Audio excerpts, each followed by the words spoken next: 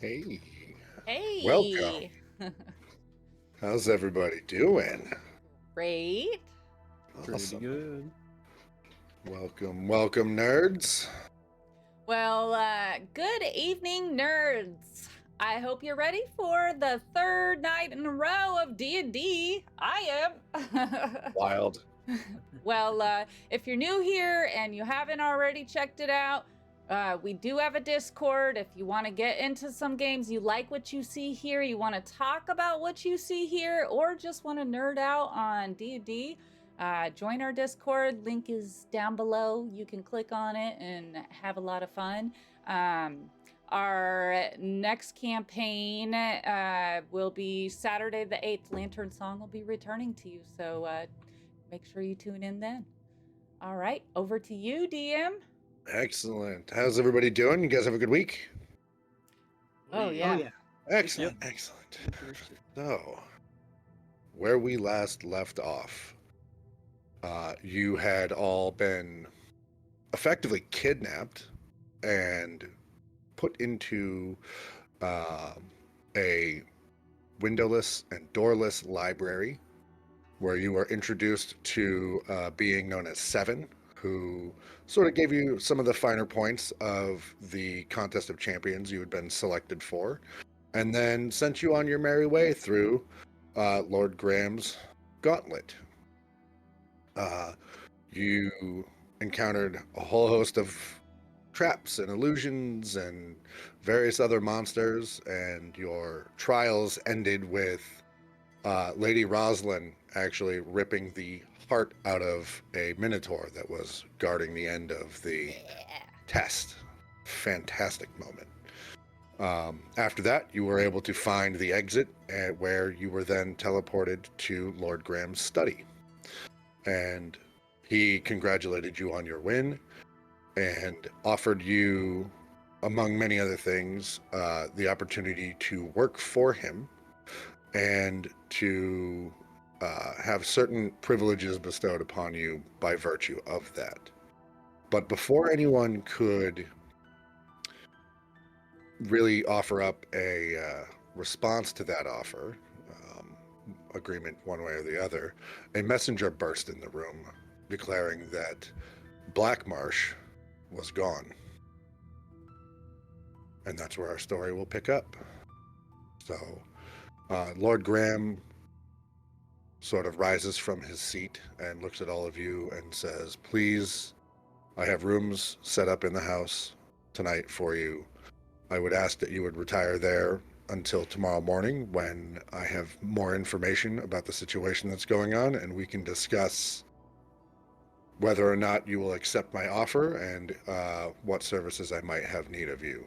It is apparent that your first job may have just fallen in our laps." Can I roll a history on Black Marsh? Yeah, go ahead.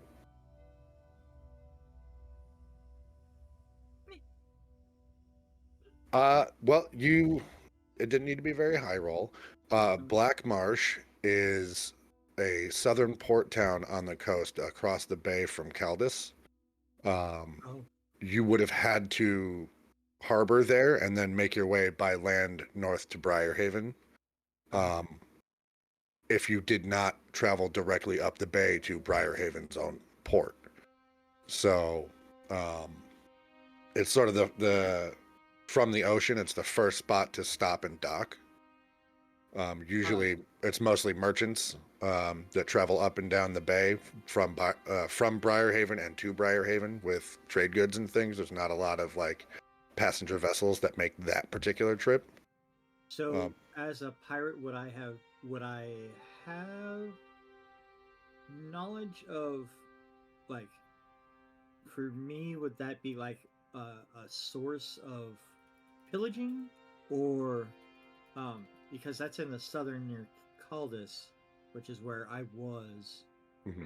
So, would less a source of pillaging and more a source of it's up and coming as a city. It's not large. It's not really small either. It's smaller than Briarhaven for sure, but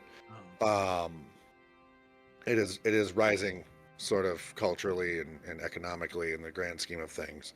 So it is a place where you would have potential contacts in amongst the pirate guilds or thieves guilds would be pretty easy to find down there.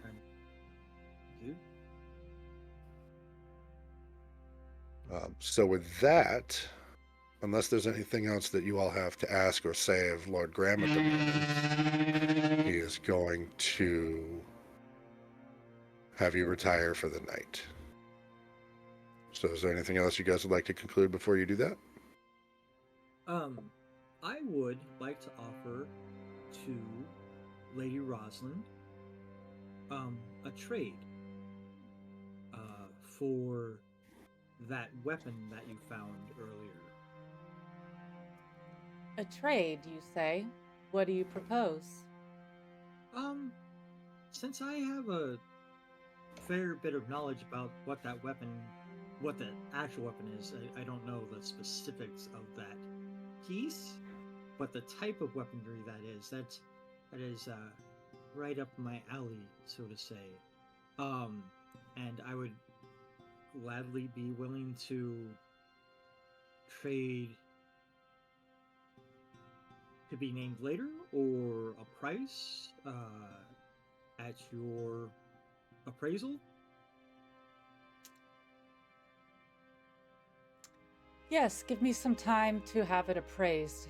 I won't take a price later.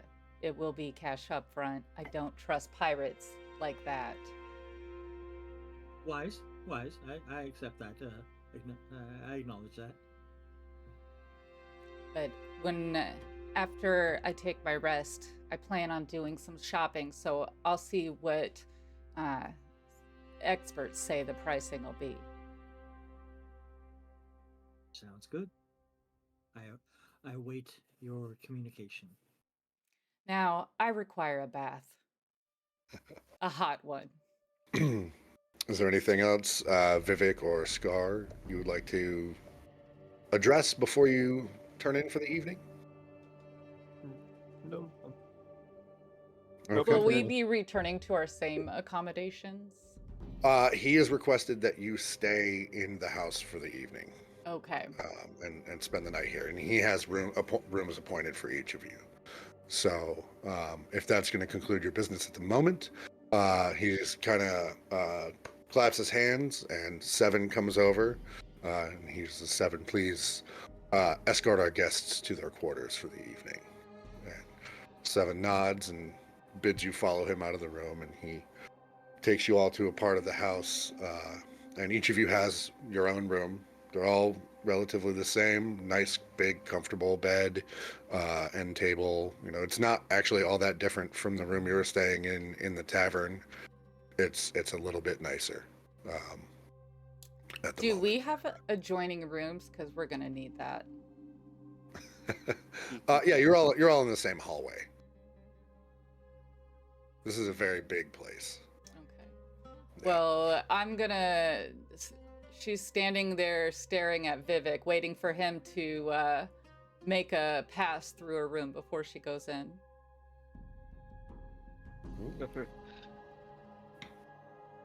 I'll go in and I'll take a look around.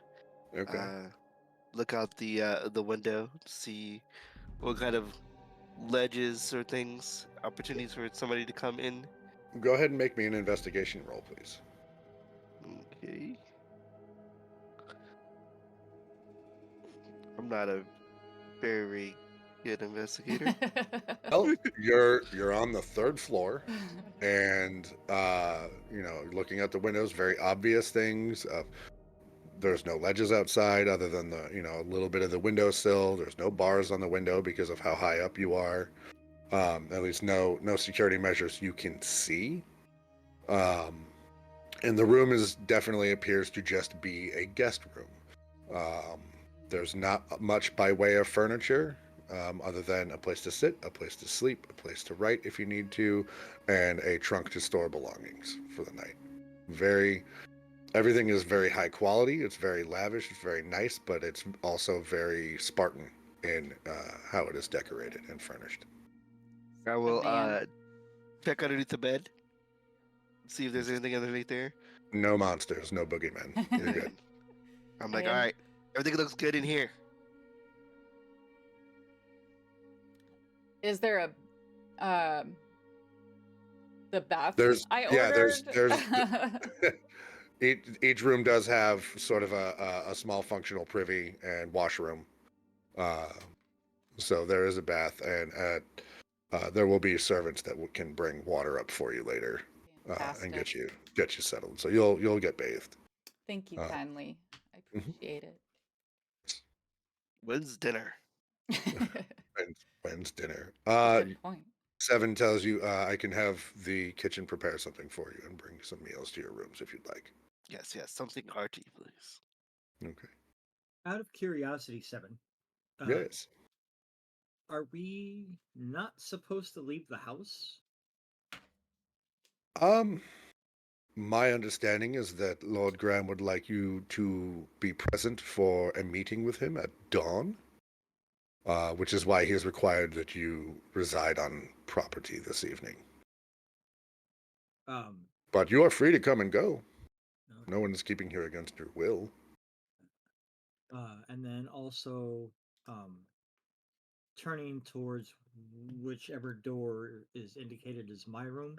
Um, I'll I will take my dinner in quarts and pints if you don't mind. Uh, 2 beers and a glass of rum. And by any chance, do you have some fresh coral?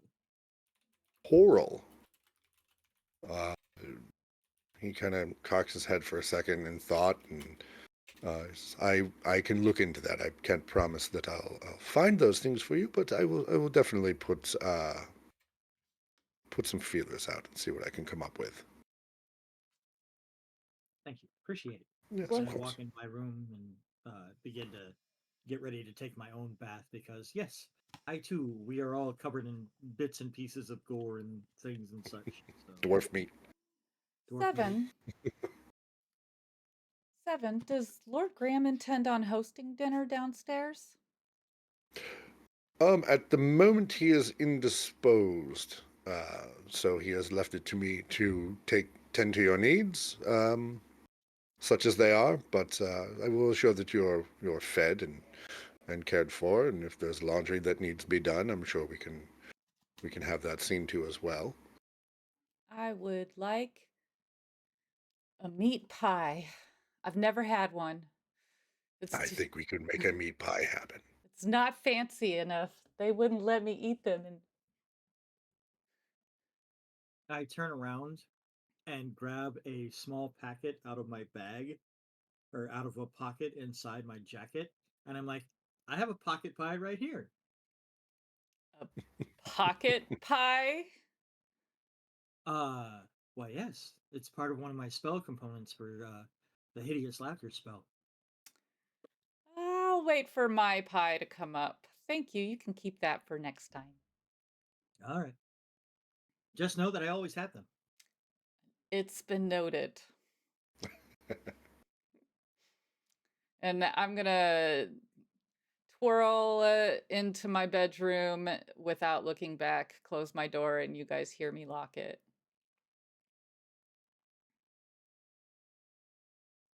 All right.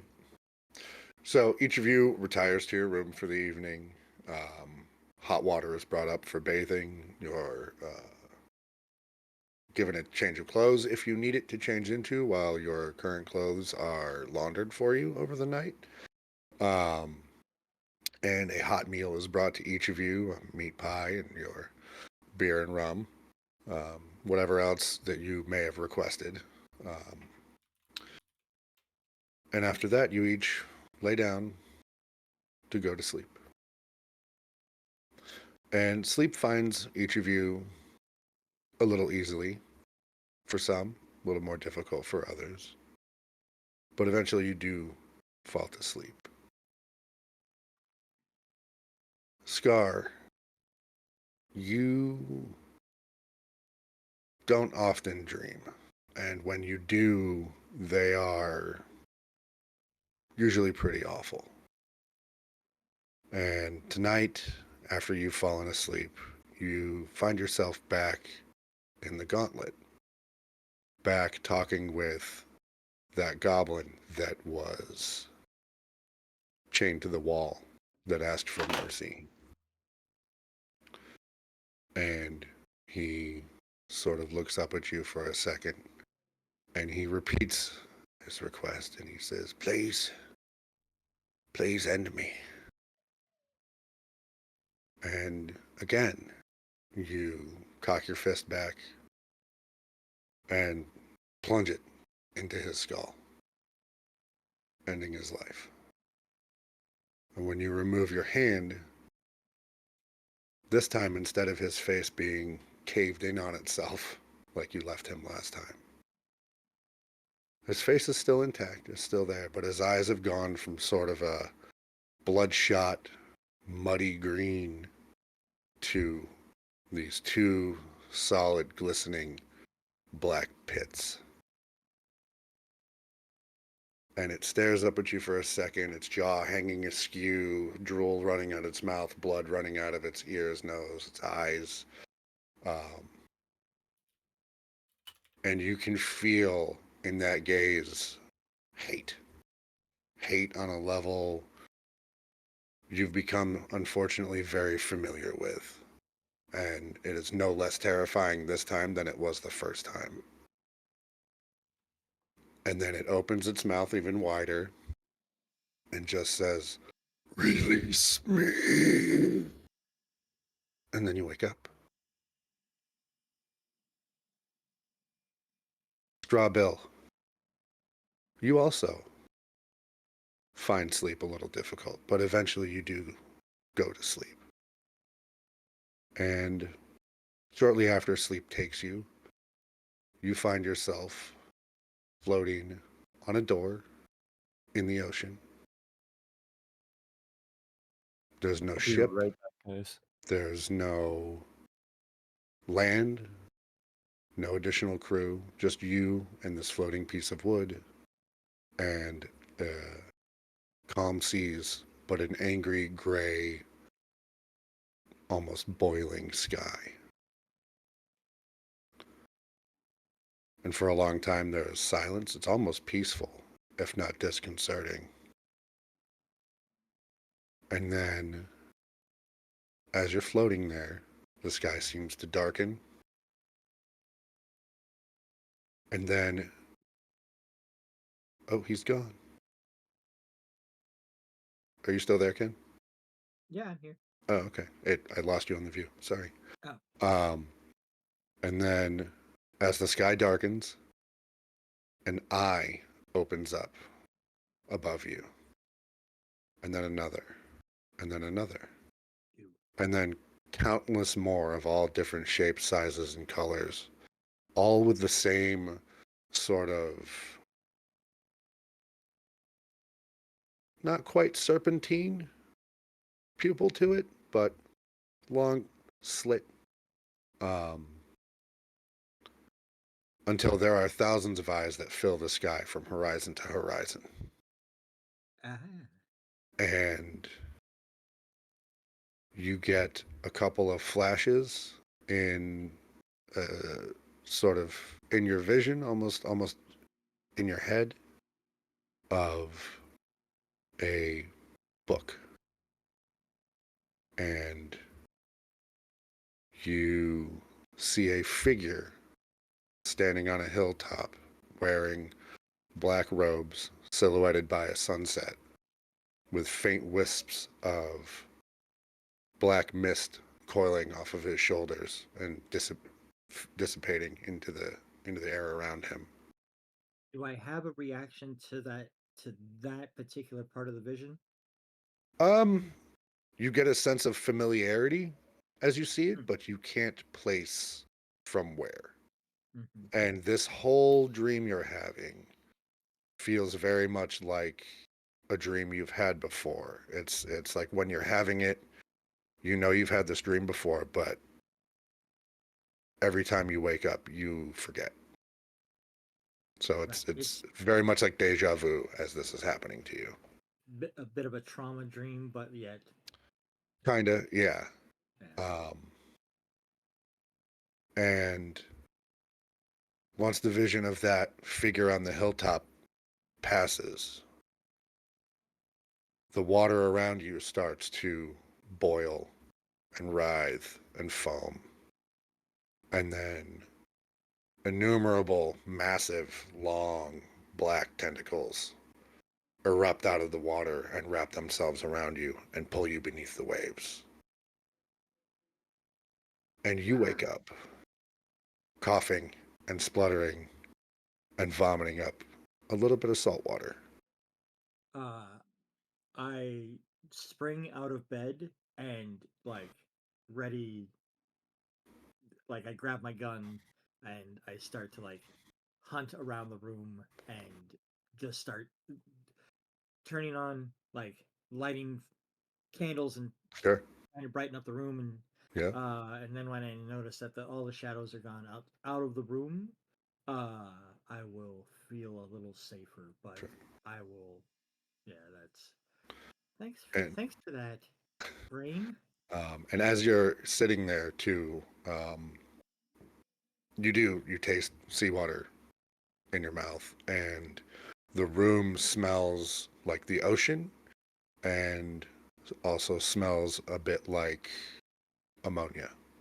And then those two Ammonia. scents Mm. kind of fade away a little bit. All right. Lady Rosalyn, Vivhik, you guys have a relatively peaceful night of sleep and wake up the next morning fairly well refreshed. When you wake up, Lady Rosalyn, you do find on the end table next to you is a note. My door was locked. It's a little envelope, little white envelope with a blue and silver wax seal with your house symbol, your house sigil printed into it, like from a signet ring. When you open that letter, it just says, very short, very quick, congratulations on passing your first trial. I'm very excited to see what successes you bring forward moving forward. And there's a little dash mark and then your father's signature. This is all he said? I mean, I killed that thing in the end. He saw. I thought he saw. I'm gonna have to do more to prove myself. But really, I do need to do more. She's gonna crumple the note up and put it in her backpack that's sitting on the table. And then, is there like a bell I can ring for servants? There's no servant's bell in that room. Yeah, there's no call bell. If I were to just call out for 7, can he hear me? you can try. 7. This is Hey, ridiculous. How am I supposed to get morning coffee if there's no way to contact the staff? I still have rum. Okay. Vivek, when you awake, you find that your clothes have been folded and returned to you, and that Eclipse is looks like someone had taken it and maintained it overnight, sharpened it, oiled it, cared for it. All of your personal effects have been tended to and cleaned in some way. I wake up a bit surprised at the service. I didn't detect anything during the night or anybody Nope. come in. I Right. must have put something in my food. I'll have to be a little bit more careful next time. Now that all of you are awake and kind of going about your day and getting situated, you all simultaneously hear 3 loud knocks on your door. Um, and then Seven's voice from outside the hallway just says, I do hope you've all rested comfortably. Lord Gramm would like to see you in the dining hall. Oh, thank goodness, breakfast. This is more like it.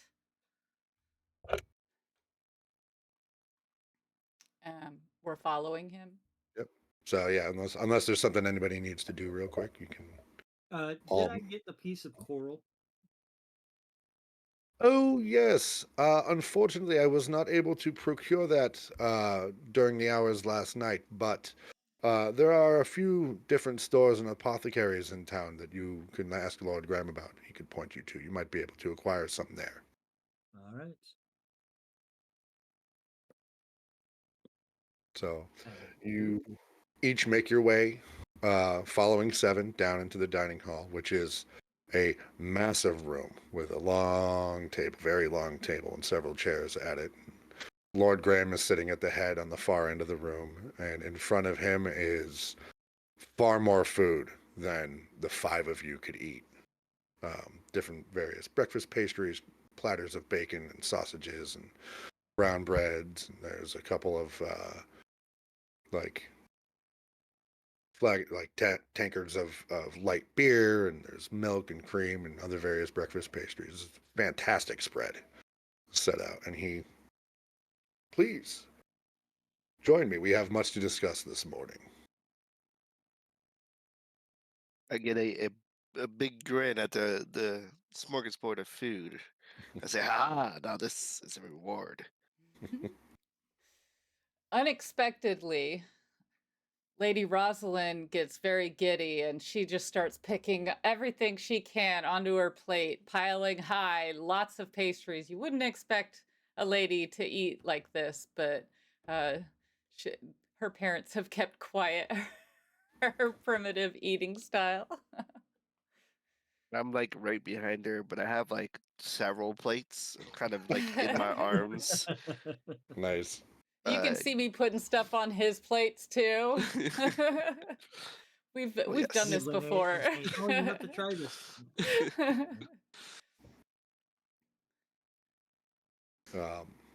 So you each get some food and sit down, and Lord Graham looks at each of you after a few moments, letting you kind of eat and enjoy yourselves, and he says, So, have you reached a decision regarding my offer? Remind us again all that you offered. Well, as I've said, there would be some notoriety, no small amount of coin to be had as well, and from me personally, a favor, and of course, consistent work. I also have numerous other contacts in a variety of fields, guilds, disciplines. Uh, if there is a problem I cannot solve, I can certainly point you in the direction of someone who might be able to assist you. This work that you speak of, is this more of a individual jobs or is this as a team? I suppose that would depend on the nature of the task and what it requires, but the reason we held this contest, the reason we hold this contest is the other lords and I seek heroes, and we seek to mentor them because history has shown that great evil and calamity can befall any nation at any time. And it's been quite long since we've been prepared for such an event. Let's see. So that's our goal. Out of curiosity, Yes. would would we know who the other 9 lords or the other 8 lords are? Yeah, they're from various other cities. Various places. Yeah, various places around the continent. Okay. So, those are names that if mentioned you would recognize as, oh yeah, this is, the Lord of Amansul, or this is the Lord of Aylesmere, or something like that. Okay. Okay. I if I'm to set up shop here in this town, I would need to speak to someone in my relative line of work. Uh, Yes. if you could point me in that direction. I also need a artificer or metal worker of some particular skill who might be able to help me maintain my pistols. Oh, of Um, course. Yes, I I can point know, you in the direction of somebody who could accommodate that. and then Would uh, that be the same with person also who might be good at appraising pistols? Very likely. and with the assurance that we won't start producing these because these are Whatever deals you would work out with a merchant would be your own. I have no hand in that other than giving you information and maybe some directions. okay. And then also, uh, would you happen to know? Uh, I happen to hold a certain compact with an entity who helps me with my gifts. Would you happen to know any persons or entities in the area that follow the ancient shepherd, or whatever name he might be known by around these parts? You seem a man of vast knowledge. He sits there for a second and kind of plays with his mustache in thought. Uh, and he says, I don't. I'll have to look for that information at the moment. I have an idea that may help you, but let me confirm with some of my contacts before I send you on an errand that might prove fruitless.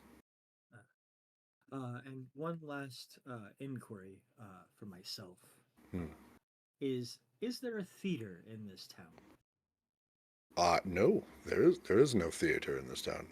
Occasionally, we do have sort of troops of minstrels that will travel through here and or arrive on some of the ships. And of course, when we have large, citywide events, I'll hire troops and send for them to come and perform for the town city folk. But no, we do not have anything that is sort of a long-standing structure. Why do you ask exactly?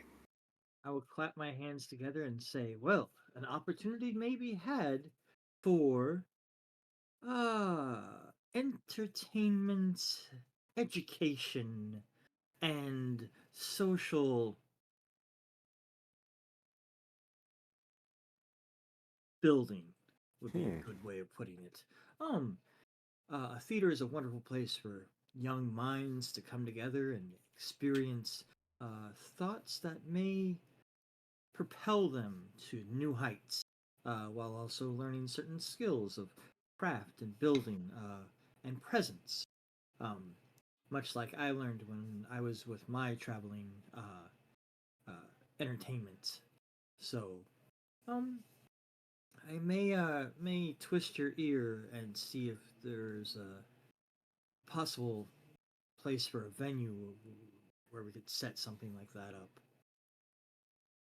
And he kind of sits back and thinks for a moment and says, I think that's a wonderful idea. And surely there's a way to create a lucrative business out of this. After all, I Oh, am a businessman.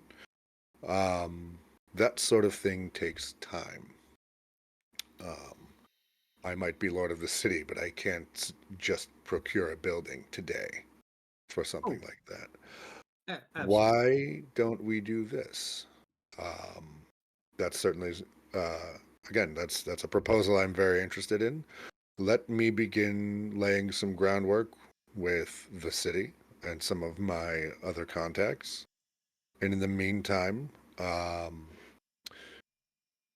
come up with your vision for that, and we'll discuss Every it galleon further. needs a keel. Indeed, indeed. Um, however, niceties aside, we do have some very pressing matters. As you no doubt remember, we did have a messenger arrive in the night last night, and he informed me that one of the larger cities to the south, some of you may know, Blackmarsh, uh, has gone quiet, which, given the distance between us, is not unheard of. However, um, several scouts that had been sent to investigate have not returned. And a few local carters that have made the trip down there bringing provisions and items for trade have also not returned. So, I need to send a competent group down to investigate. Is this something that you would be interested in, or should I look elsewhere for real heroes, for better heroes? Offended by that A last little bit. comment. Little Right? bit. My eyebrow goes up at the real heroes bit. I was like, And you can tell he's got kind of a sly grin on his face. He is absolutely baiting you. Lady And doing nothing Rosalyn, to hide it.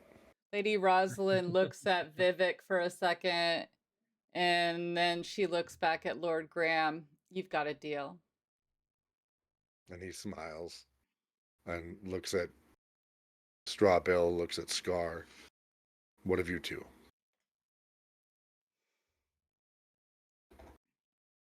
I look at him, but yeah. like complete like not exactly like with the tone of the conversation though. I look at him like with straight worry in my eyes, and I just sign at him. Yes, but temple disciples of the White Rod now.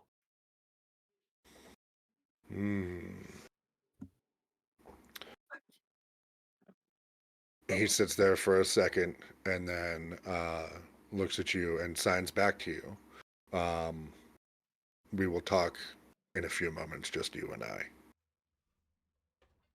I'm going to take my stick, my halberd, and kind of like poke at Strawbill while he's doing that, and kind of like, what is he saying?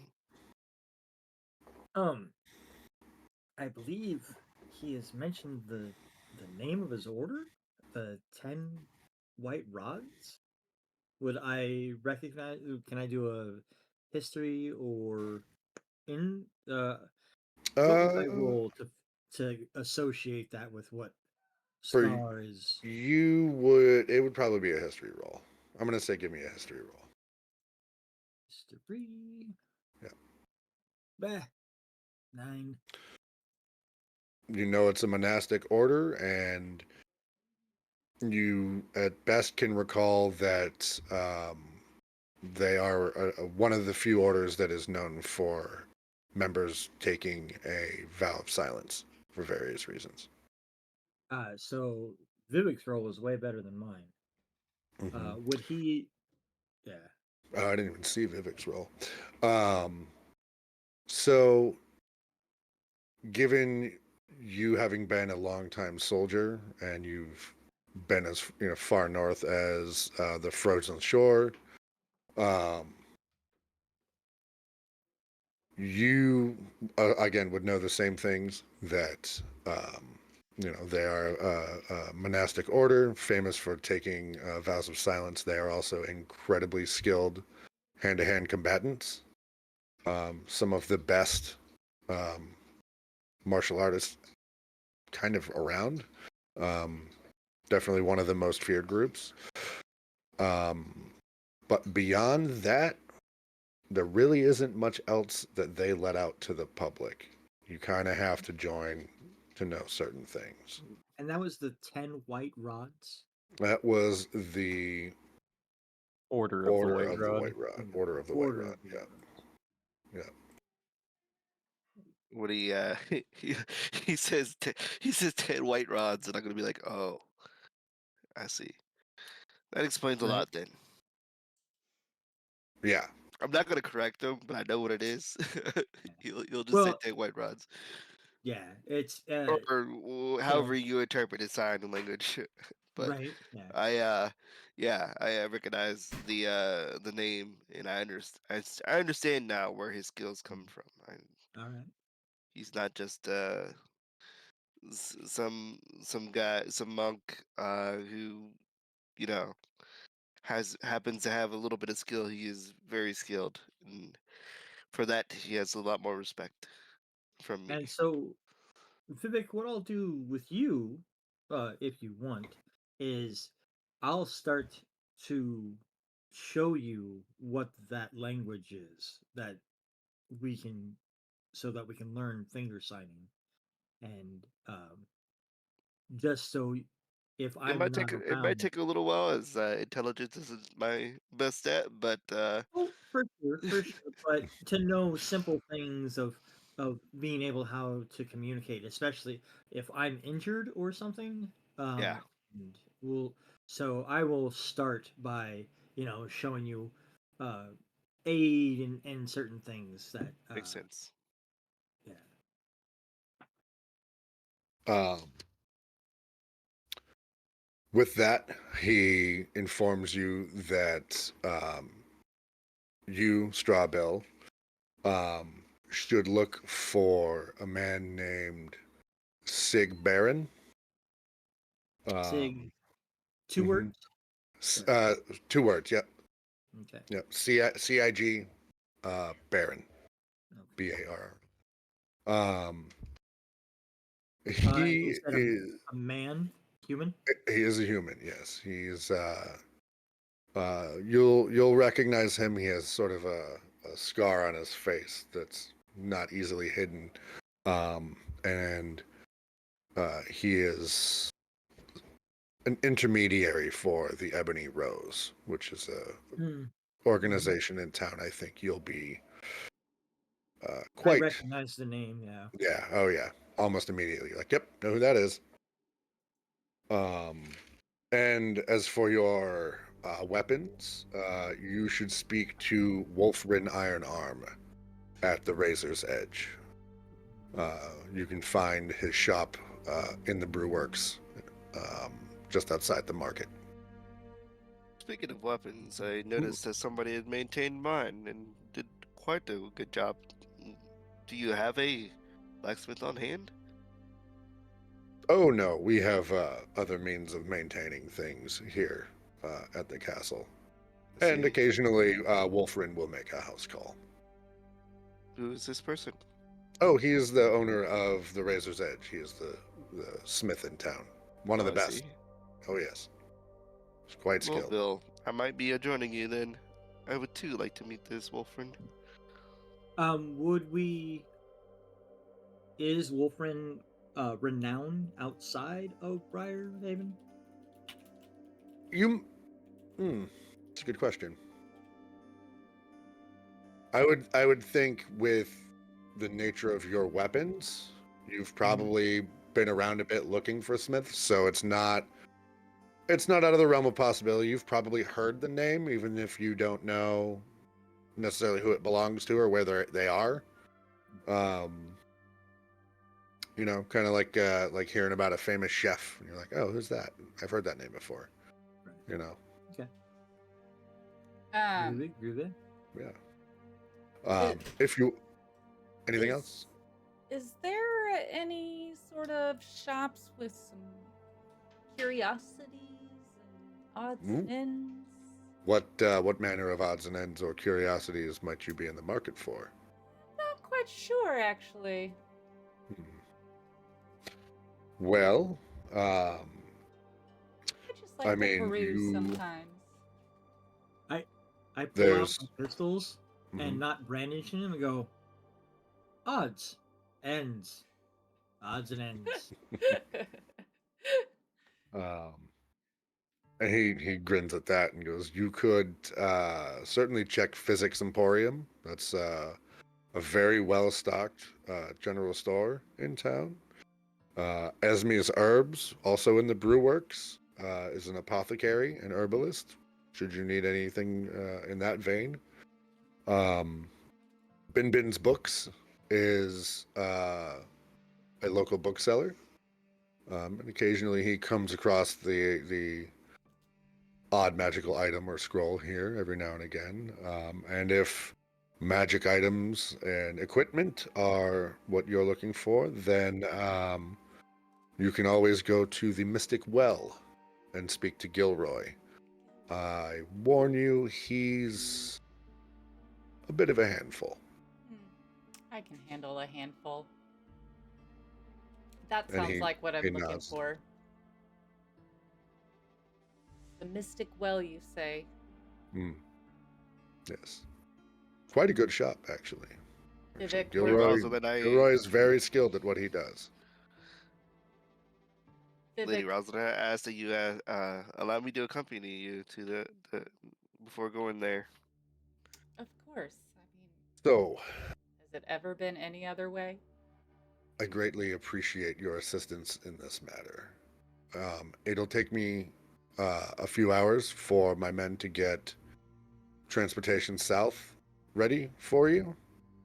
And I will provide you with some funds on your journey should you need to procure anything else once you leave town. That gives you a few hours, but please come back here, say around midday. And it's early morning. It's probably about 6 in the morning right now, so you got a few hours. But return here by midday, and we'll get you set up to be on the road. We've kept this conversation relatively light, but I cannot stress to you the importance of time right now. It's been many days since anyone's heard from Black Marsh, and that is concerning, given the nature of their business in the world and where they are. Well, let's get going, Vivhik.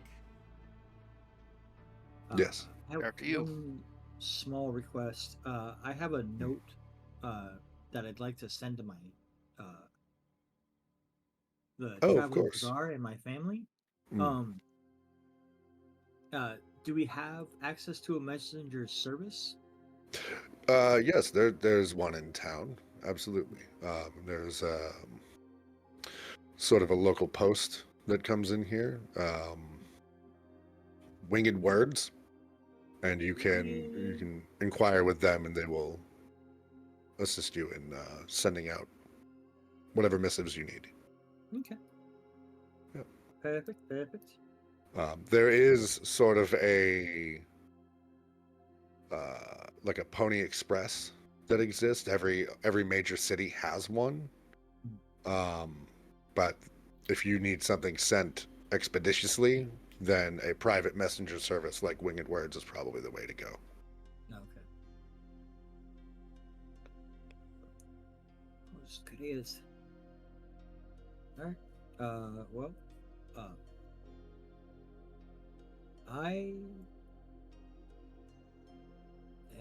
I turned to Scar. Oh, you're gonna stay behind and have a conversation with Lord Gramm. Then I'm gonna hop off to Razor's Edge. All right. So as the three of you leave the room, Scar, you stay behind for a minute, and Lord Gramm looks at you and signs to you and says, "What do you need of the White Rod for?" I sign back to him. I tell him I need to practice my rituals and pray to my deity because things are not going well right now. I see. Well, there is no monastery here in town, but there is a temple just outside the main city wall. And there you can certainly find various altars to whatever deity you need and pray to them there. If there's sort of special attention that you need from your order. Unfortunately, at this time, there's nothing I can do to help you. I'll look at him and just sign back. All I require will be a servant at some point. What manner of servant? Anything, anybody who can bear to see blood. Well, I'm sure we can handle that. I would inquire at the temple. There are certain orders there, certain religions there that deal with some very specific rites. You might be able to find some help. In the meantime, I will devote some resources to locating someone of your order who could help you upon your return. I'll nod at him and start walking out the door. Okay. All right. The city is yours. Woo! Shopping time. So, How much money do we get? how much money do you get? Yeah. Let's see. I have not added up everything you guys got from your last session, but he awarded each of you a purse of 200 gold on top of whatever you got while you were in the gauntlet. You said that the pouch that I found had 200 in it. I would have set that on. Oh, yeah. I'm gonna rewind a little bit. When we get to the breakfast table, I would have set that pouch down on the table. Oh, okay.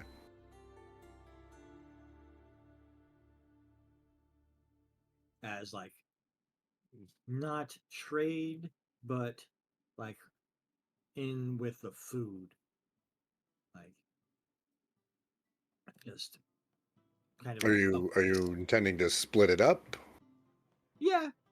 Yeah, I'll kind of when I set the bag down, I'll kind of like wave my hand over it to like kind of gesture that there you go.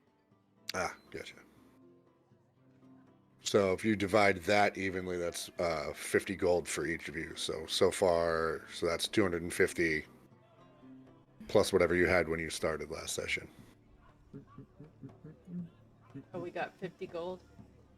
250. 250. And 250, yeah. Sorry, I was setting music. trade thing, right? It's magic, that music. I know, but I forgot about it for like a hot minute because I was so like paying attention. Where'd you post the thing with all the like prices and the shops and stuff? That is in the content specific media, and I have it pulled up on my screen too. So if you have a question, I can find the answer pretty quickly.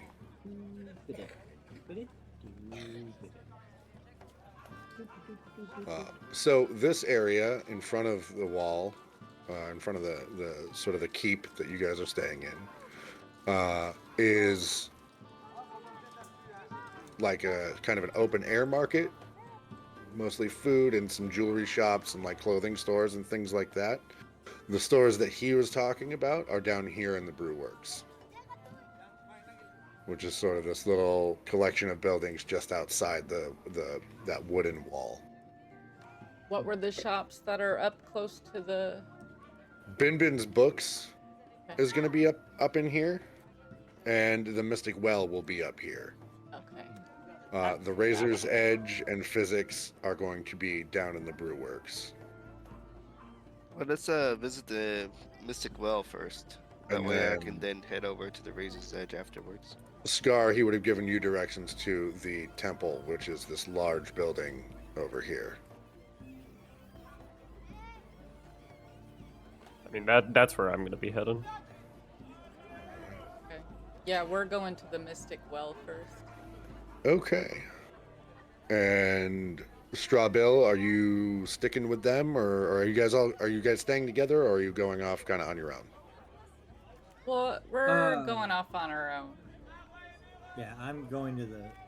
I'm specifically heading over. The negotiations for what I may want and what I'm attempting to do may take a little while. So I will head over to the Razor's Edge first. Okay. All right. Let's start with that then. So you make your way. You and Scar kind of make your way outside the city wall, and then sort of part ways as he heads over to the temple and you come through the gate to the brewworks. And it takes you a minute to find the Razor's Edge, but you do find like a very nice, like 2-story building with sort of an outdoor, big outdoor forge and grinding wheels and tanning racks and things like that. And inside, there is another large sort of like service counter, and then behind that is actually like a large open the hole in the ceiling fire pit and forge with a bellows and several different sets of anvils. And there's 2 or 3 smiths outside doing work on various things. And inside there's probably another 3 or 4 sort of apprentice and journeyman smiths. And at the very back on a massive black anvil is probably one of the tallest humans you've ever seen.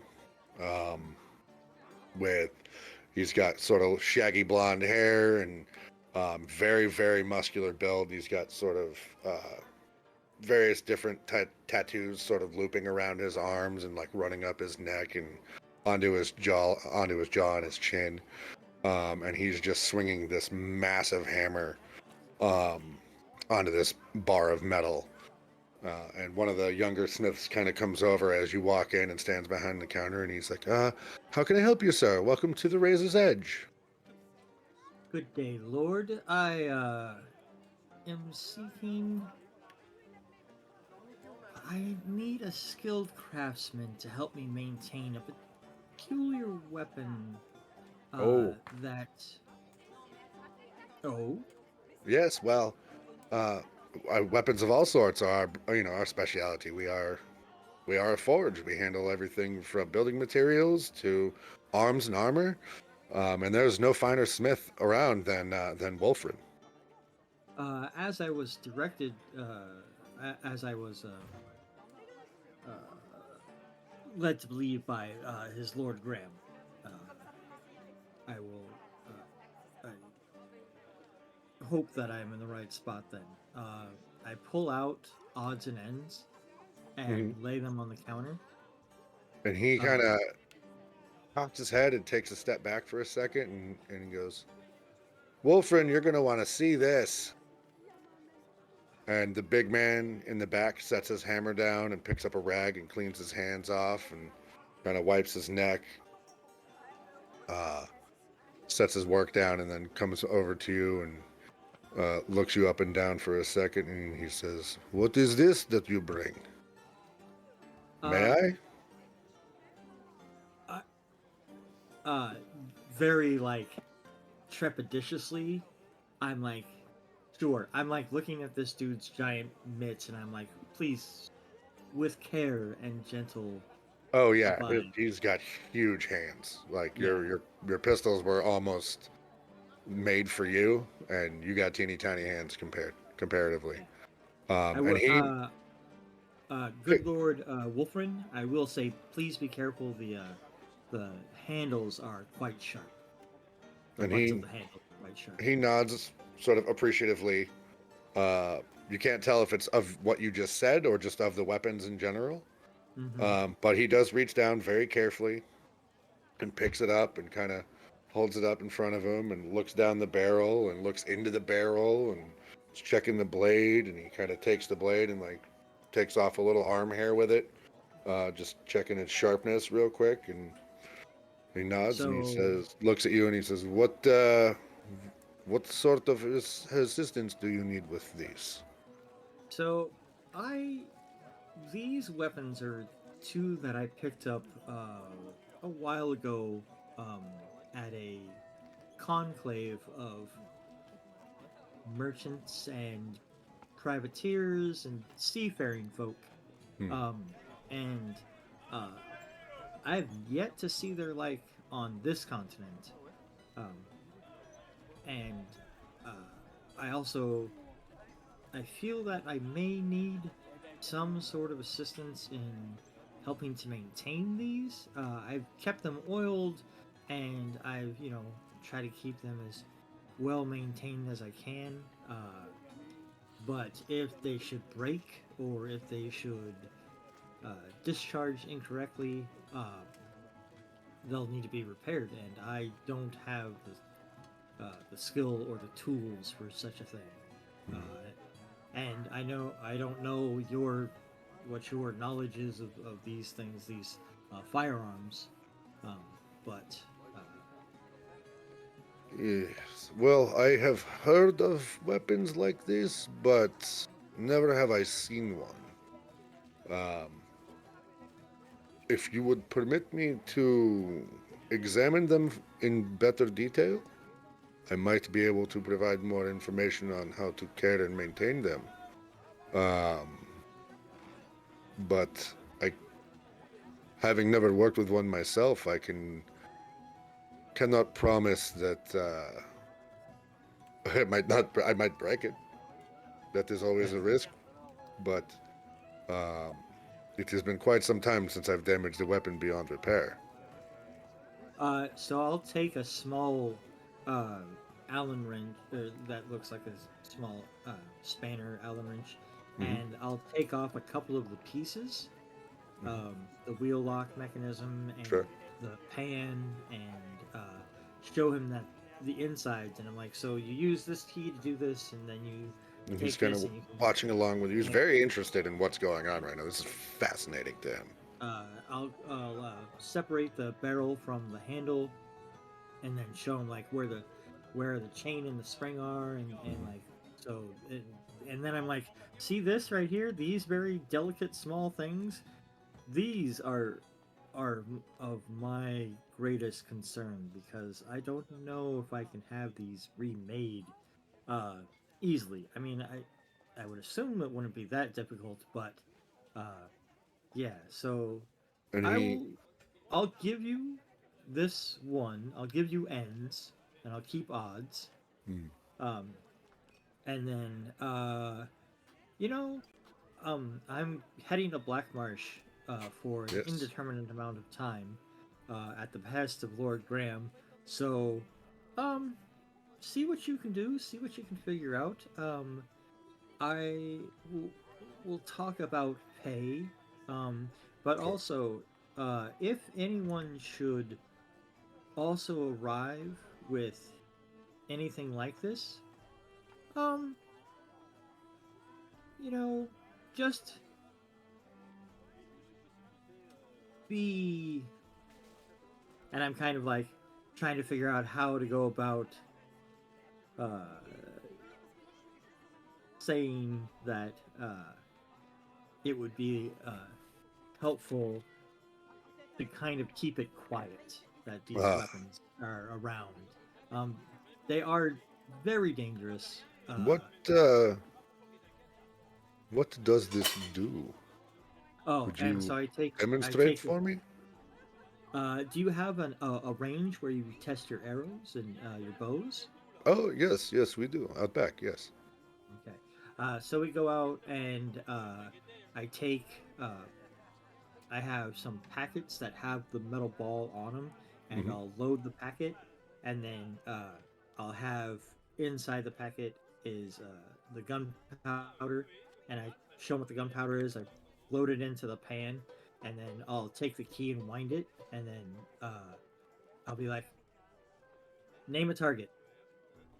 And he points at one of the. He's got like some straw figures set up that have sort of pretty well worn, battered, old leather armor on them that are just kind of set off towards the back, probably about, I don't know, 25, 30 yards away or so. And he says, "Please, if you could try that one." Okay, I'm going to. So Go I ahead. should just be able to click on the weapon. No, what do I? There should be like your little plus to hit roll button, and that's the one you click on to try and hit a target. Okay. Could be in your actions. Yeah, it'd be in your, Actions. under your actions tab. That's what it's doing. Okay. Oh, I was on the wrong page. Silly. All right. Okay. Fire away. Oh my God. So it's actually kind of funny. You shoot, and he has a wall set up for, you know, smiths that are testing certain weapons. If they miss, like, it's not going to fly out into the street and hurt somebody. All right. There's sort of a large, you know, thick timber wall behind their backdrop. And you nail that just fine.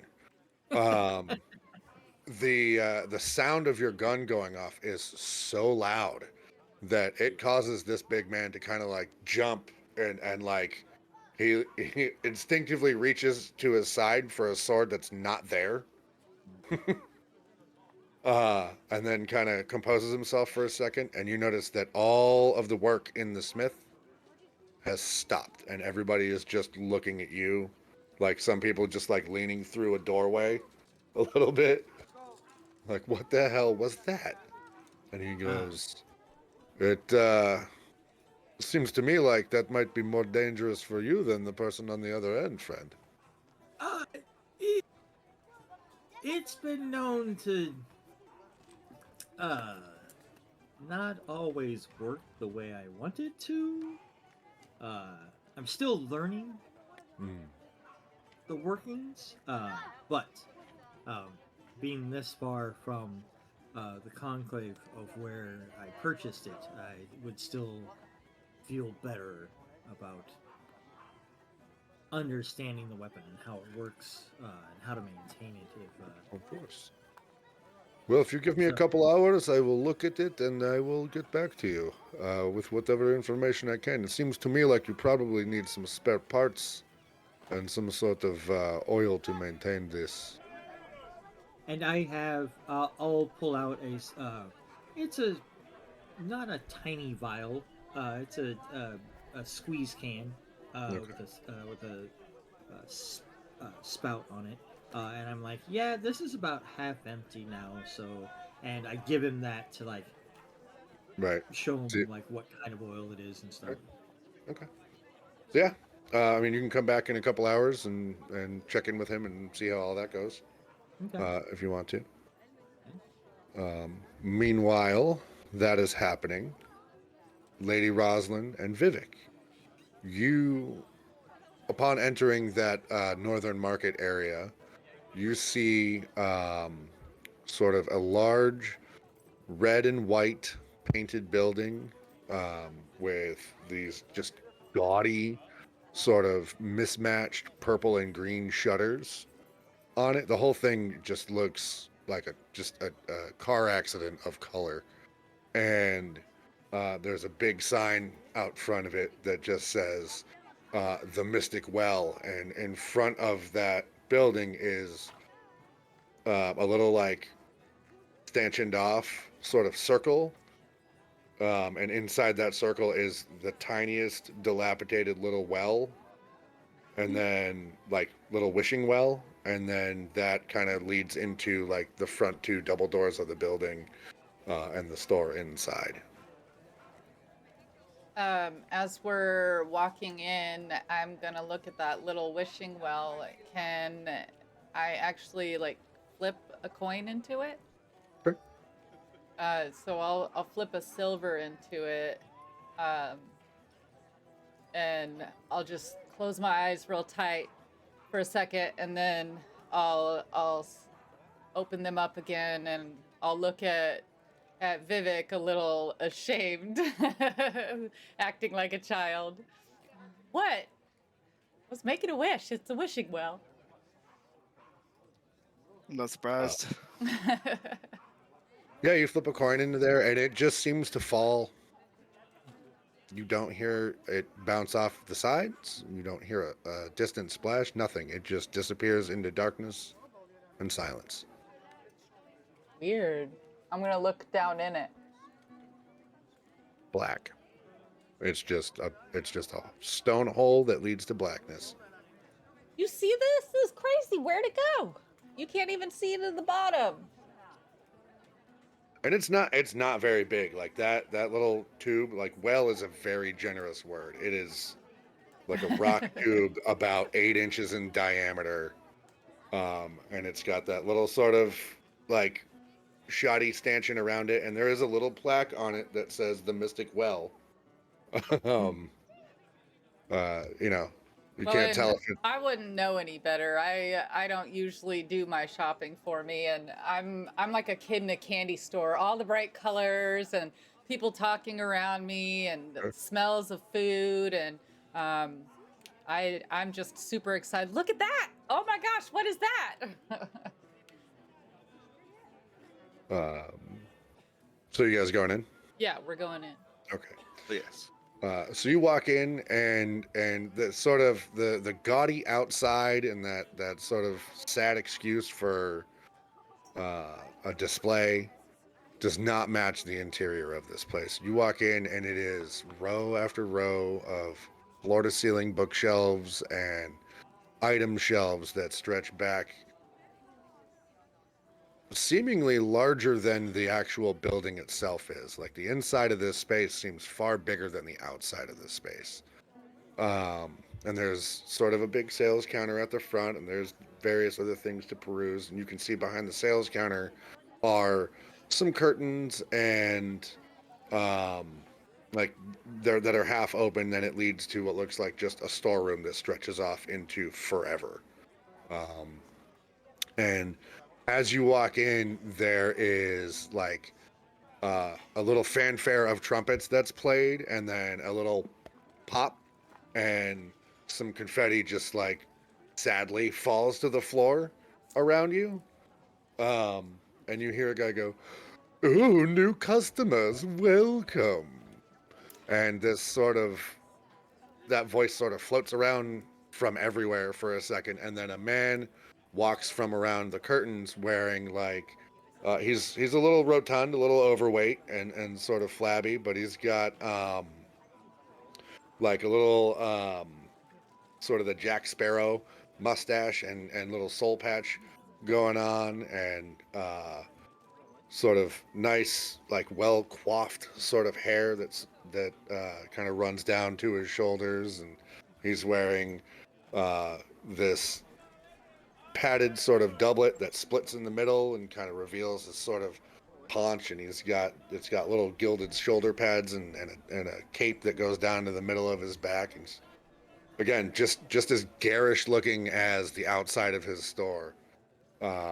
He's got big sausage fingers. Each one's got a different gaudy ring on it. And he comes around and he says, "Welcome to the Mystic Well. I am Gilmore Phineas Mindrell, proprietor of this fine establishment. How can I help you?" Good day, Mr. Mindrell. My name is Lady Rosalyn. And he takes your hand and kind of like kisses the back of it. And he's like, "Pleasure to meet you, Lady Rosalyn." Oh, I'm sure. We've decided to peruse your fine establishment for some of your best wares. What's behind the curtain? "Oh, that's just storage, my dear. Don't worry about what's behind the curtain, but you have definitely come to the right place. The Mystic Well is the home for all sorts of magical accoutrements that any sort of would-be traveling adventurer could want. Is there anything in particular I could help you find?"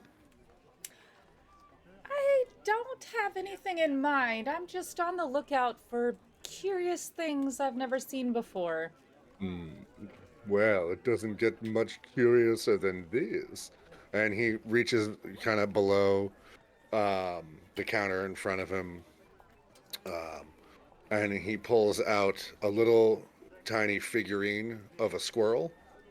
little stone figurine of a squirrel and holds it out. And he says, "This is quite a useful item, if you're so inclined." And he takes it and whispers something to it, and then throws it out in front of you onto the floor. And the little stone figure kind of hits the floor once, bounces, hits the floor a second time, and on the third one, when it hits the floor, it lands, and there's a little gray squirrel there that's kind of like looking around and like rubbing its hands Oh together my and chittering. god, And look at it, so he cute. says, "Go find. Oh dear, what do I need from you right now? Go find my glasses." And the squirrel runs off and kind of disappears into another side of the room and like scampers up under the thing, and then it comes back a few minutes later, and it's got a set of reading glasses in between its teeth, and it drops them on the counter and then sits up and turns back into that little rock statue. Says, Well, it can I- follow simple commands. It can go get you items that are small enough for it to carry, or it can carry a message. Very useful little tool. Does he have a name?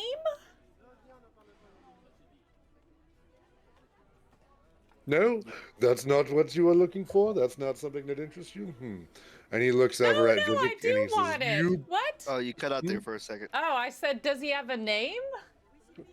Oh, his name? I've been calling him Sprite. Oh, that's adorable. I have to have him. Of course, I shake my head because I knew the moment it came alive. I knew it was gonna happen. He says, "Well, this lovely little trinket will set you back about 100 gold pieces. If you can Definitely afford, put that in the pile. What else do we Oh. got? Oh, excellent." And he kind of comes around the counter, and he's looking at both of you, and he stops at Vivhik, and you are much taller than him. And he kind of like looks you up and down and reaches out and just like squeezes your forearm for a second, and he's like, "You look like you could use a bath. Anything, honestly. Um,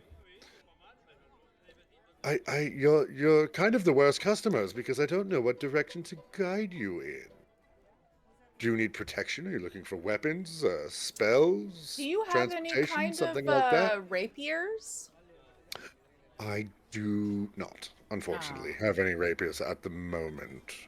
That's But I unfortunate. can certainly procure one. We do take orders, you know. I do prefer the rapier, but I've got this simple one that I got when I was 13, and I really need one that fits me now. Ah, I see. Well, have you tried the Razor's Edge? They We deal with more weapons. I we were thinking on occasionally heading do there next. get some, but Do you have at any the moment... cloaks? Oh, I have all manner of cloaks. What kind of cloaks are you looking for? Something that maybe disguises me when I put the hood on, or something along those lines. Oh, yes. And he disappears for a second behind the counter and starts rummaging through and he's just throwing it into the air behind him at the moment, as he's rooting through all this stuff. I'm gonna pull Rosalyn inside there while he's back there, and I'm gonna tell her or say, "Listen, I know that you're new to this, but you must contain your excitement when talking about these things. These people will see right through you and take advantage of you." I heard that. But it's As so he's still cool. under the counter, rooting around through things. You notice all the stuff that he's like throwing over his shoulder as he's looking is stopping just short of hitting the ground and just kind of floating there. That's handy. How are you doing that? Oh, it's nothing, my dear. Simple spell, simple cantrip. Any magic user worth his salt could do something like that. And then he goes, snaps his fingers and stands up and he goes, "I'll be back in just a moment." And he disappears behind the curtain. Can I do like a quick investigation or just to see what's on around the like on the shelves or anything? If I see anything that catches my eye. Sure. Yeah, absolutely. Go ahead and make me an investigation roll. Eh.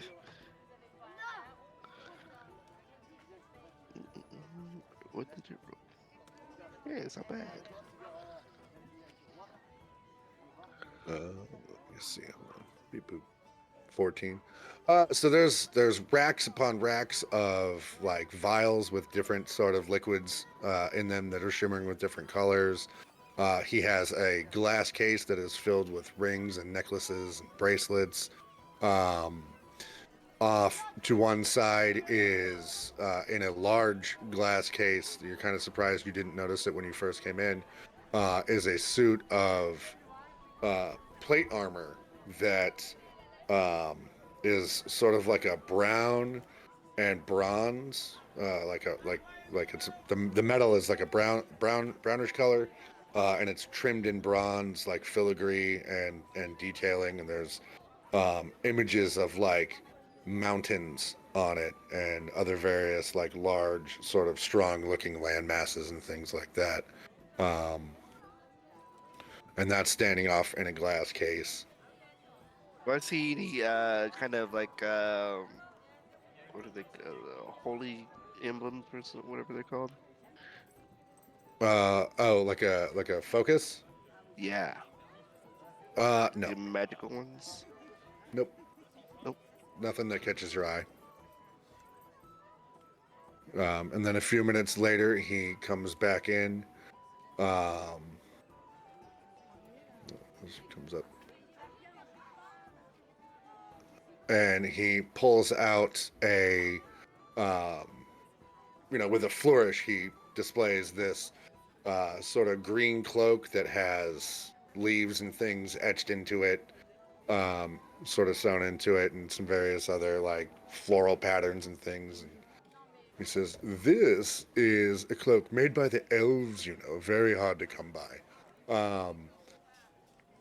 When you put the hood on, it will help you blend in to the world around you.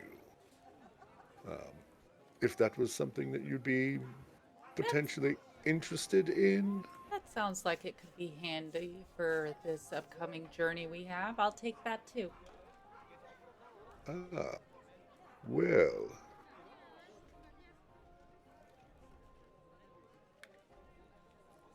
I'm afraid, what is your price range?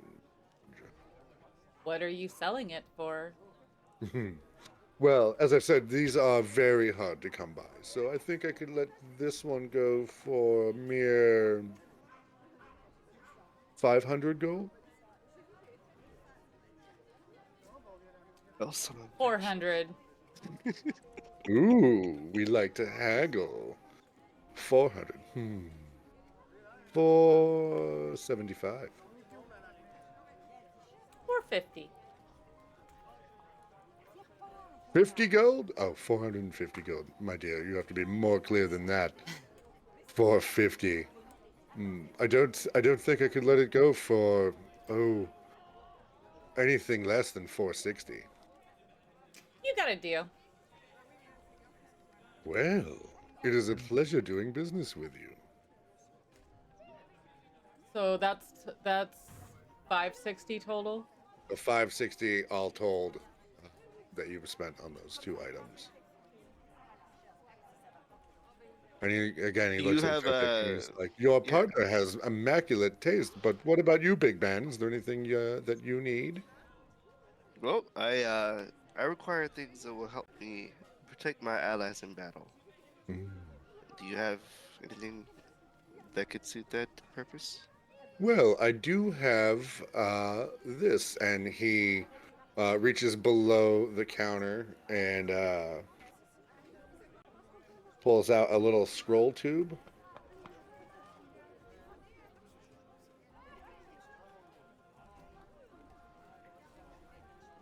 Um, and kind of takes off the cap and uh, slides a scroll out and says, this scroll will allow you to, when you cast it, will allow you to uh, place a shield of protection around yourself or someone else. And I have a few copies of this that I could part with. How much do those run? Well, this particular one is going to cost. Hold on, gotta look up something. Oh God.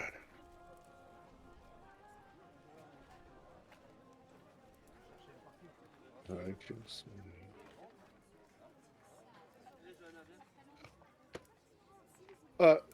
This particular spell is going to cost about 50 gold for the scroll. And as I've said, I've got a couple I could part with. I see. Well, I did happen to notice that giant plate or giant suit of armor you have there in Oh, the yes. window. Kind of caught my eye. Can you tell me a little bit Mm. more about that? Ah, yes, that is the plate of the Earthbreaker. Very, very durable armor. Very durable armor. Has some interesting features. It allows its wearer to cast a couple of spells that allow you to reshape the earth as well as cause it to move. Um, very, very handy uh, for the right user, of course. Is that And something you'd be interested in? well, it depends on the price. Oh, that is a very rare, very unique item. I can't let that go for not a single coin less than say 10,000. 10,000, you say? Yes, That's interesting. it's a custom piece, but you've got a good eye. Hmm. Is there have you ever had any people who are interested in something like that that has that kind of coin? Oh, all the time. This is why I've set up my shop so close to the king. Hmm. I see. Yes, we get all sorts of visitors in here that are willing to spend that kind of money. I'm looking to expand, Oh, okay. Yes. Well, Someday there will be a mystic well in every city. And he kind of looks far off, like into the middle distance for a second, like he's not really looking at anything, and then he snaps back to you and he says, "Are you interested in the armor?" uh, that's quite a bit out of my budget for now. Well, then you should come back when you have some real money. Hmm. Is there anything else I can help either of you with? Lady Rosalyn is just like looking at the squirrel and like, is there something special I'm supposed to say to it?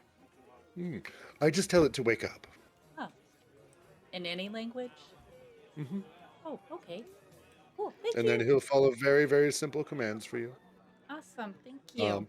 You'll have to wait until, if you do it again today, you'll have to wait until tomorrow before you'll be able to uh, bring him to life. Seems he only works twice a day. Gotcha. Well, I'll save that for later. Thank you. Yes, of course. And I'm gonna turn and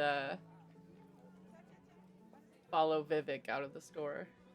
All right. As you guys finish your interactions, Scar, you have made your way to the temple. And you walk inside. It's a very large building with a couple of big double doors on the outside, and there's a few people milling about, coming and going. You do notice like many clerics, many common folk, and you do see a couple of people that are wearing sort of monastic robes, although a different order than yours. Um, Far fewer people like that than anyone else. And when you walk inside, um, it's not a singular temple to a singular god or a singular deity. What it is this long thoroughfare that kind of opens up the length of the building, and then around the perimeter of the inside of this building are series of alcoves, and in each alcove is a statue to a different deity. And they're all kind of blocked off into their own spaces to allow different worshipers and petitioners come in and perform their rites and rituals and things in front of a symbol of their faith. Do I see anybody who looks like they're like in charge of the place? There's a few ardents walking around that would be attending to the needs of anybody there, answering any questions for, say, like people walking in looking for a faith that maybe don't know, haven't much experience in that, don't know what they believe in at the moment, that sort of thing.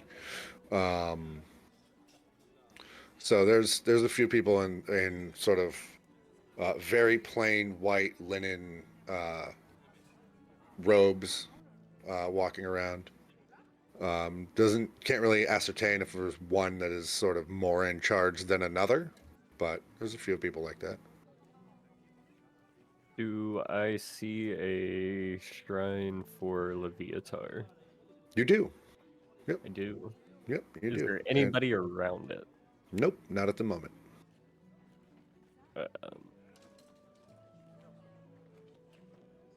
Going to just walk up to one of the guys in the white robes and like start signing at them, seeing if they understand me. And he kind of looks at you for a second and shakes his head, but then he does reach into his robe and walk over and presents you with a little piece of slate and a little piece of chalk.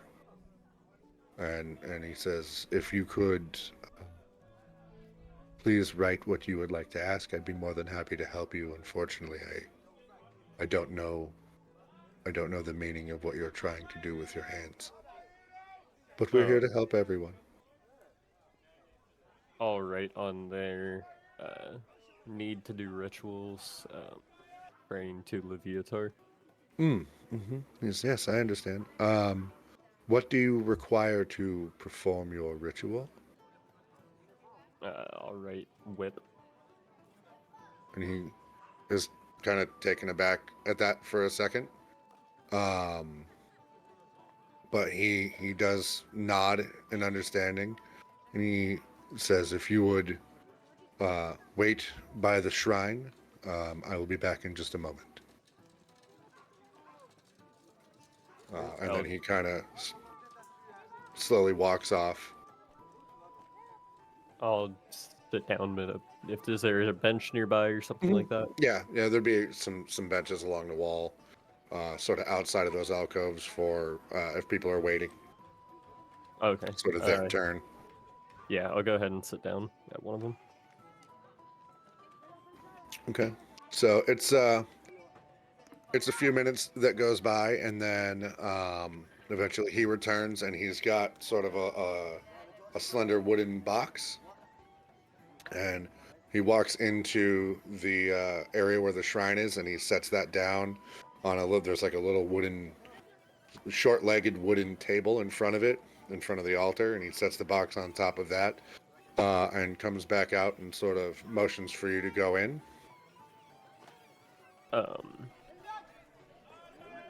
I'll take the piece of slate and I'll write helper ? On it. What do you need assistance with for this? Usually, if we have practitioners who require self-flagellation like that, we tend to not get involved with certain rites as ardents. What manner of assistance do you need? I'll just put a nevermind on there. As you wish. And he again motions for you to go in.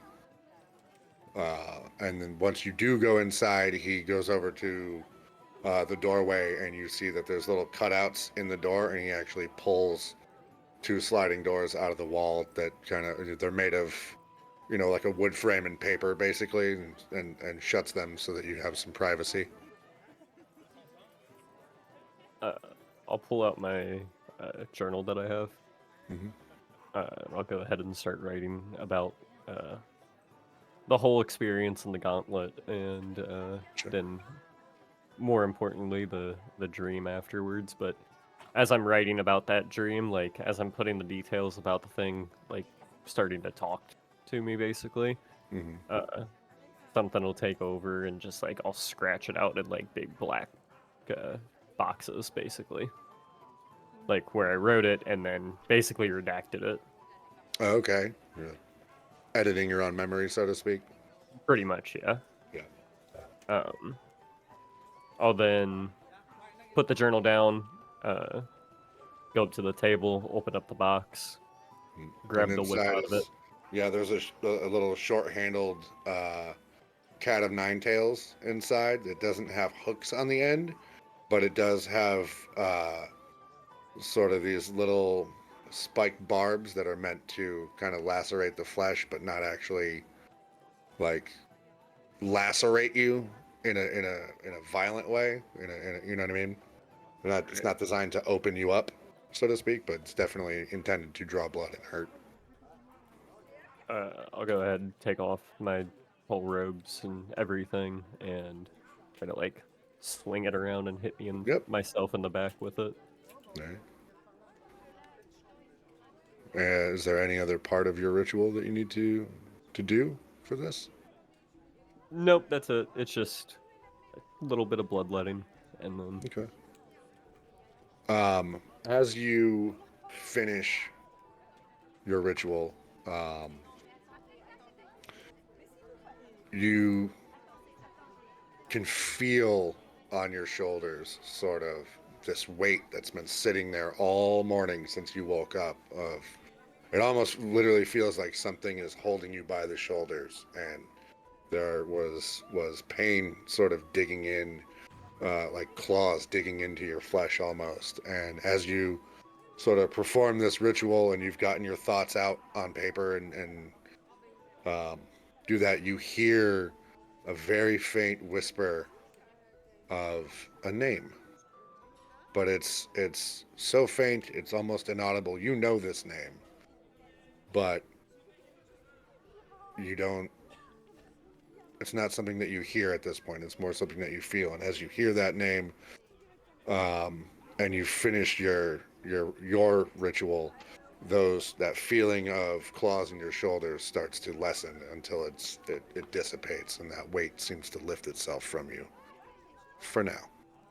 and I can't tell what that name is or anything. You know you've heard it before, but it sounded, again, it's like a very slight whisper, but it sounded almost jumbled. But you have this overwhelming urge while you're performing your ritual to speak that name, and it's not until you finish the ritual that urge subsides.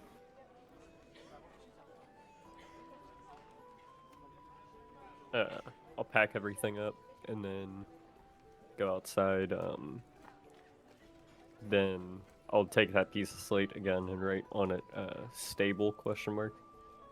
The ardent says there's a stable near the city gate, which would be one of the buildings in this area, or one of the this building right here is also has boarding for horses and things like that, or you can purchase a horse there if you have the funds to do so. And then I'll go ahead and leave the temple and make my way over towards one of the stables. Okay. Straw Bill, it's been some time. Was there anywhere else that you had gone or wanted to go before returning to the Razor's Edge? Yes, in the interim of the dropping the weapons off, I would have, perused the markets and looking for loot, street level folks that would maybe have a black rose emblem Ooh. somewhere emblazoned on their clothes, or someone who maybe has a tattoo or some other mark signifying their allegiance to Sig Baron. Sure. Go ahead and make me an investigation roll as you're kind of walking through the market area. Okay. Um, can I? Let's see here. Just one sec. I would like to.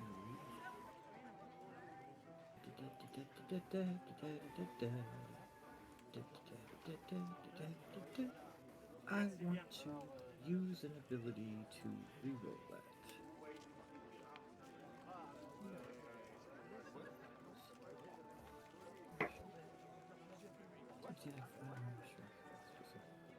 Actions outside of combat. Um.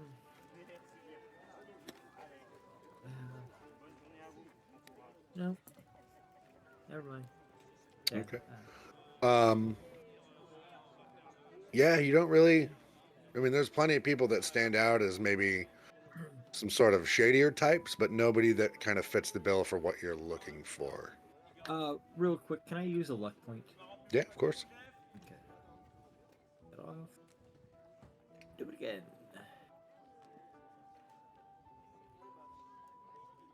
There you go. Can't That'll do see it. it. What is it? That's a 19, sir. Oh, okay. Cool. Yeah. So as you're walking along, you see a sign for Physics Emporium, the general store, and Okay. at the very bottom corner of that sign, there's like, if you didn't know better, if you didn't know what you were looking for, it would just look like kind of the design of the engraving around it. But because you know your thieves can't, and you know what you're looking for in terms of these symbols and things, you do see a couple of markings next to a little sort of engraving that's been filled in with black paint of a tiny little black rose on that sign. I will enter the shop. Did we get a name with Physics Emporium when he told us that this was one of the shops we would... You did not. Okay. Then yeah, I will peruse around for a moment Alright. and see if I'm approached by someone, and if not, find them.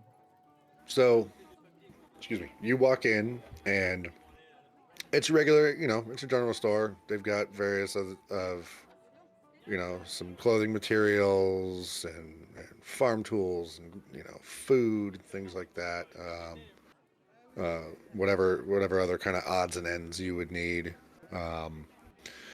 And sitting behind the sort of, again, nice little sales counter in there with his feet kind of up on the counter, lean back for a second as there really aren't any patrons in there at the moment, is a little gray-skinned goblin wearing a very nice sort of coat with these big gold buttons that run down the chest, and like very crisp, nice, neat little pants. No shoes on his feet. He's just got his kind of gross little gnarly goblin feet sitting up on the counter. And he's kind of walking a coin along the back of his knuckles as you walk in, and he like snaps it closed and looks at you, and he's like, "Welcome to physics. Oh, I see. What can I help you with?" That's right, I'm Physic. What you need? I am looking for a dozen black roses for Matron Barshi from the Fraternal Order of the Southern Star. Oh no, that's a fancy name now, isn't it? And he pulls out a little dagger and kind of like starts grinding the point into the countertop, and he's like, "You wouldn't be with the hand, would you?" Oh no. No. I am newly arrived in town and I don't want to step on anybody's toes. Well, certainly not be stepping on my toes.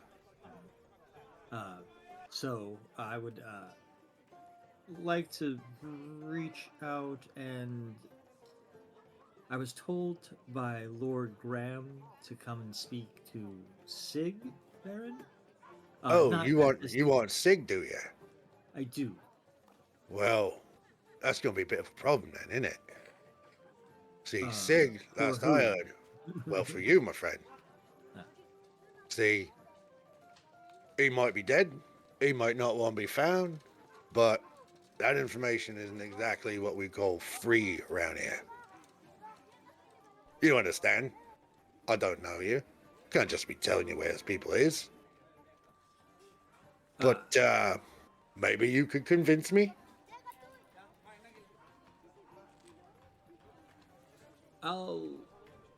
Sure. What could I do to convince you, Vivhik? Well, I don't know if you noticed, but I'm in a store. I run a store. It's an honest business. I do honest business. I make honest money. You want honest information? I want honest money. It's a very simple transaction. You see, the question is, what's this information worth to you?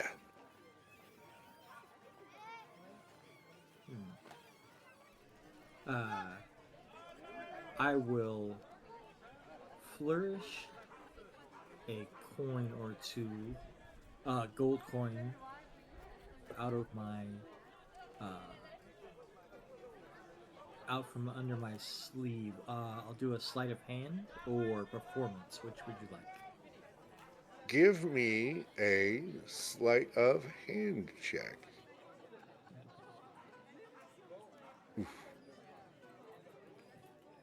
What is that? That's 24. Yeah, you are able to do what you were intending to do without him noticing. As when you pull out those couple of coins, you see he kind of like tips the knife up and slides it into his sleeve, blade first, and he's like, "Now those are a couple of nice pieces of shinies you got right there, ain't there?" And I'll start to like move them around between my fingers, not quite walking over my knuckles, but like flipping them between, like rotating them between my fingertips. Mm-hmm. And as I do that, I will attempt to add a third. And when I do, I'll be like, well, that type of information is, shall we say, the beginning of a process. And how much we can come to an, or how quickly we can come to an agreement will be how quickly we can continue this process. Process is very important in these honest business transactions that we're having now, isn't it? Yes, quite right. Go ahead and make me a persuasion roll real quick. Persuasion. Yep. Oh my god, I'm gonna luck roll that. Swear to God, I am doing it. That's fucking. That was so bad. Persuasion. Oh god, not much better. 8. Well, it is the beginning of a process, and you're right. The quicker we come to an agreement on this process, the quicker we can move on from just negotiating, and you can be putting some of them shinies in my pocket, now can't ya? So, what are you willing to pay for this information? How about this? I will offer that I don't put you out of business. When I say that, my eyes light up, and I will roll intimidation. Ooh. Yes, go ahead and make me an intimidation roll. 20. Is that 22? All right. No need to be hasty. No need to be whatever the fuck that is. Okay? Calm yourself. I don't know how many times I gotta say it. We're honest businessmen. Honest. The shadows rescind a little bit, and I put the 4 coins on the table and slide them over. And he snatches them up real fast and just kind of like takes one and bites it and then throws it in a little bag under his counter. He's like, unfortunately, last I knew, Sig had headed down to Black Marsh. I don't know if he ever made it. I don't know if he's coming back. Who is working in his place?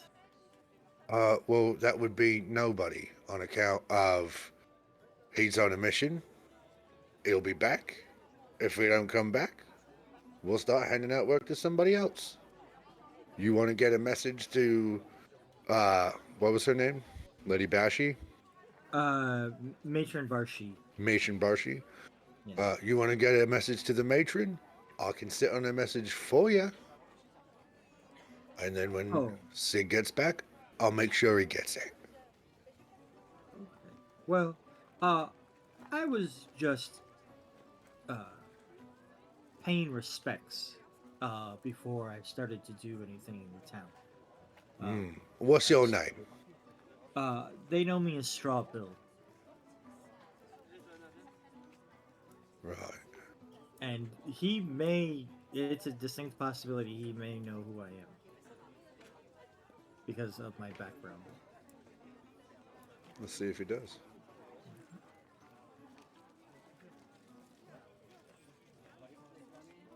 No, not ringing any bells at the moment. Well, that's a name I'm going to remember, and I'll make sure that my friends and their friends know who you are. How's that sound? I tap underneath my violet blue eye, and yes, I'll keep an eye out for them. Yeah. Well, unless you're going to buy something else, you can get the fuck out of my store, you scary son of a bitch. Do I need anything out of this store? This is just general stuff, This is right? general goods. I mean, you got, there's some ball bearings, like I said, farm equipment, candles, paper, incense, that kind of stuff can be found here for sure. Ooh, a coral. I look for coral. I need to reach out to... Sure. How big of a piece do you need?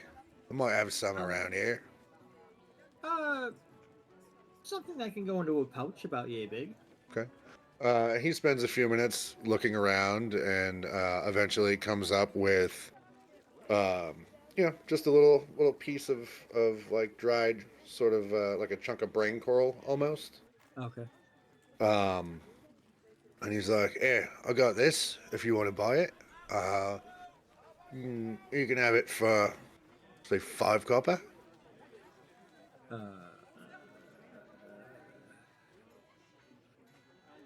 So I'll go ahead and offer him 2. He's like, "You know what? Yeah, 2 is fine. 2 is fine if that'll get you out of here. Just take it. I don't want to deal with this no more. If I see Sig, I'll let you know. Or he'll find you. Someone will find you. Just get the fuck out of my store." And I will leave Physics Emporium. So with that, you make your way back over to the Razor's Edge. Lady Rosalyn and Vivhik are also making their way back over to the Razor's Edge. So the 3 of you kind of arrive there at roughly the same time.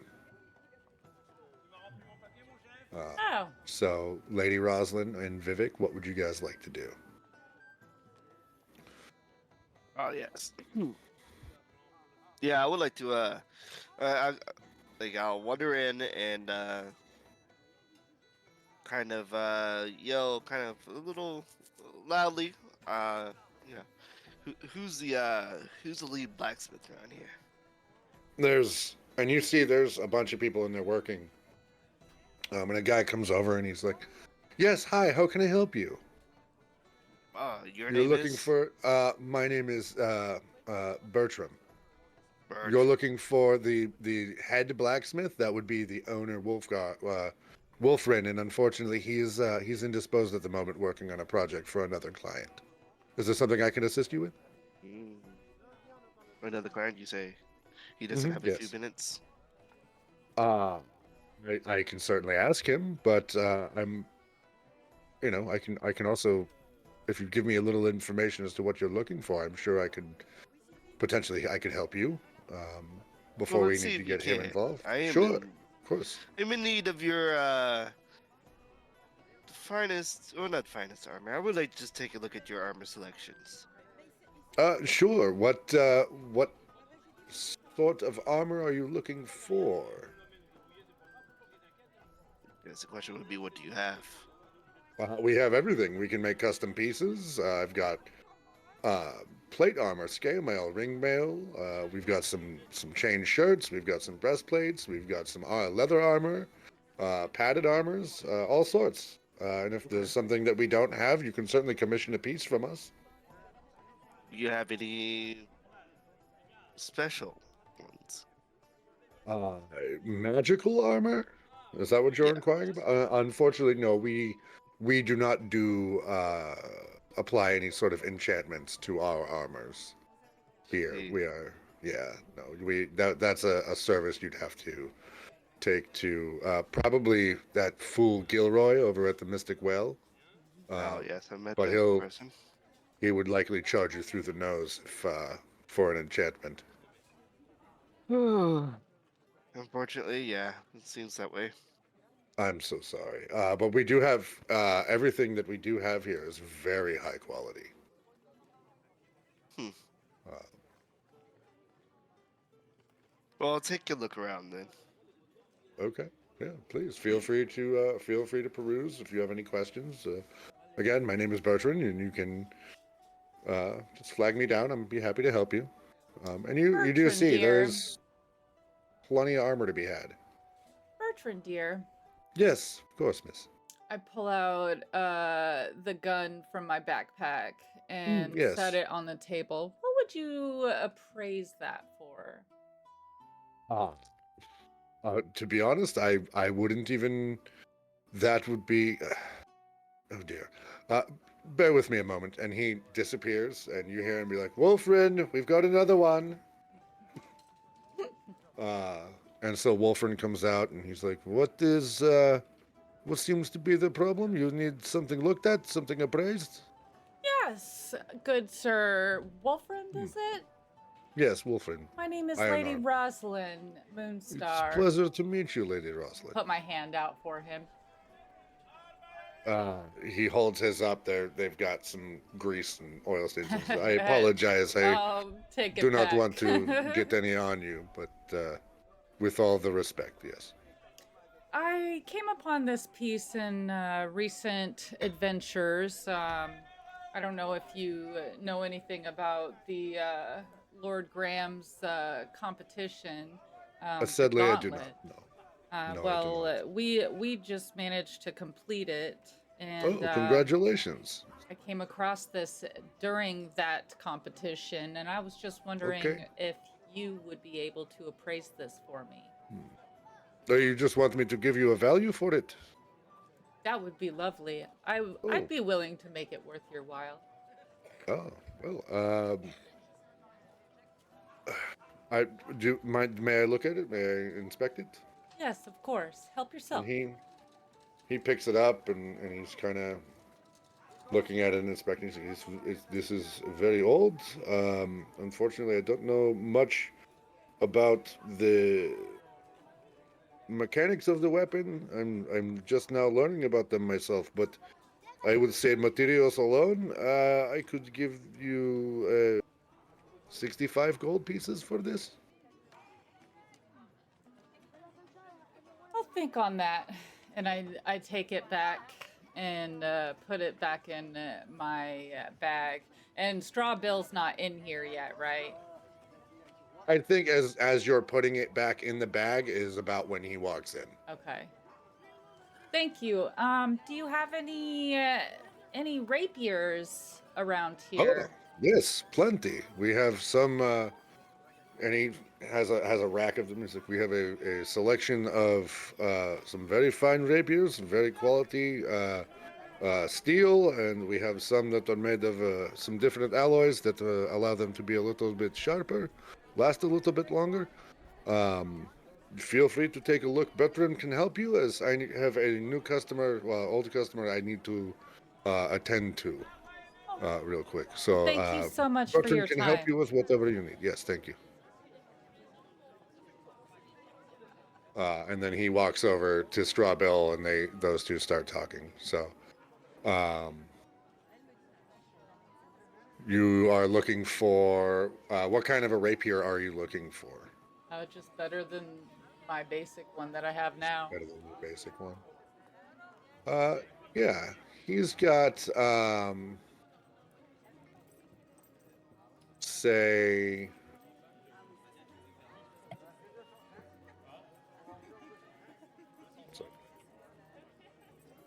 Uh, he's got some very finely crafted weapons. And he pulls out a very nice, ornate looking rapier in a sheath that's got made of like rosewood. That's got some sort of. It's very feminine. It's got some flowers and stuff that are sort of stamped into the metal on it, and That's very my well, cloak. My very new very cloak. well made. He's like, this is Bertrand's like this particular rapier is special alloy that we've made that does help it maintain an edge for longer and keep it from wearing down quite as fast, and it's far more durable. And he unsheathes it, and it also provides a lot of flex to the blade. And he puts the tip on the ground, and he like bends the blade at a very extreme angle, and then picks it up off the ground, and the blade kind of snaps back to true and straight. And he's like, it's a very nice, weapon, very flexible, very fast.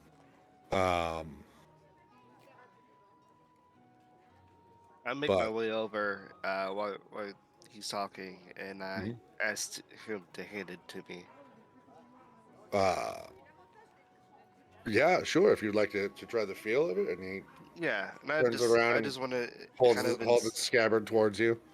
inspect the weapon, Mhm. and I'm just gonna do it, just a investigation on it, not trying to find anything crazy, but I Sure, yeah, go ahead. just want to see what I would think of it. Of course. As far as you can tell, it is a beautifully made weapon. It seems very sturdy, and yeah, that's about it. That's about all you can kind of infer from that. Looks like lovely craftsmanship. How much would Thank you. you We be take willing to quite a part bit with? of pride in it. We take quite a bit of pride in it. This particular rapier will set you back, about 200 gold. Could you do 175? Unfortunately, miss, I cannot really haggle the prices here. You're welcome to try your luck with Wolfrin, but he's very sort of dead set He seems on, busy. I'll do 200. yeah. Um, he did say he would be willing to pay you for that Oh pistol. no, don't worry about it. I have to think about that. Oh, understood. She I cuts understand. him off before he says anything else. Sure. Yeah, yeah. Well, it. Oh, go ahead and make me a persuasion roll.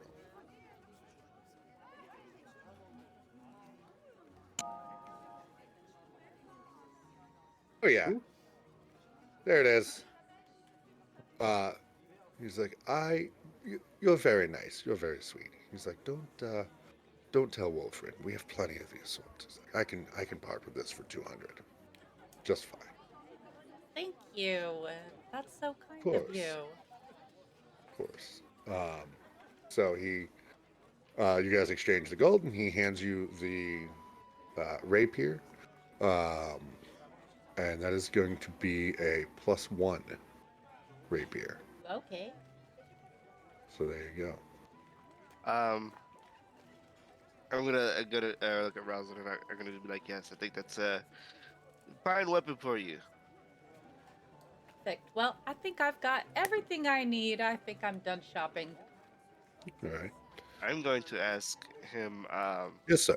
I'm gonna say, right now I have this chain armor, Mm, and I'm looking for something a little bit more sturdier. of What do you course. have?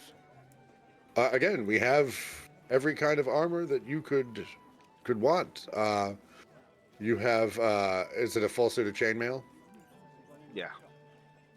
Well, if you wanted to upgrade, the next would be a suit of splint mail, and he shows you like a really well made suit of splint mail, and he's like, and if you have the coin, he's like, I could put you into a suit of plate armor, or half plate armor, if that's a little bit out of your price range. Let's see. What do your split mail go for?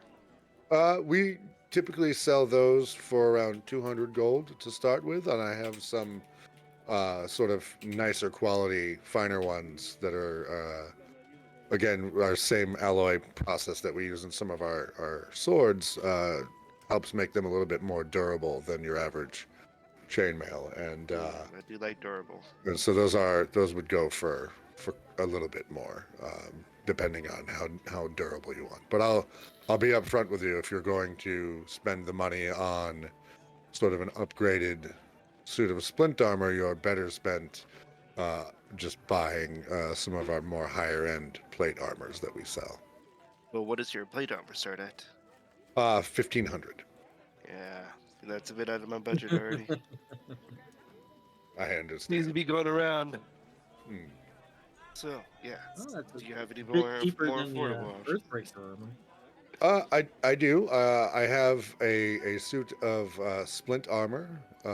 Again, those start at 200 gold, and we have another suit that we're selling for 350.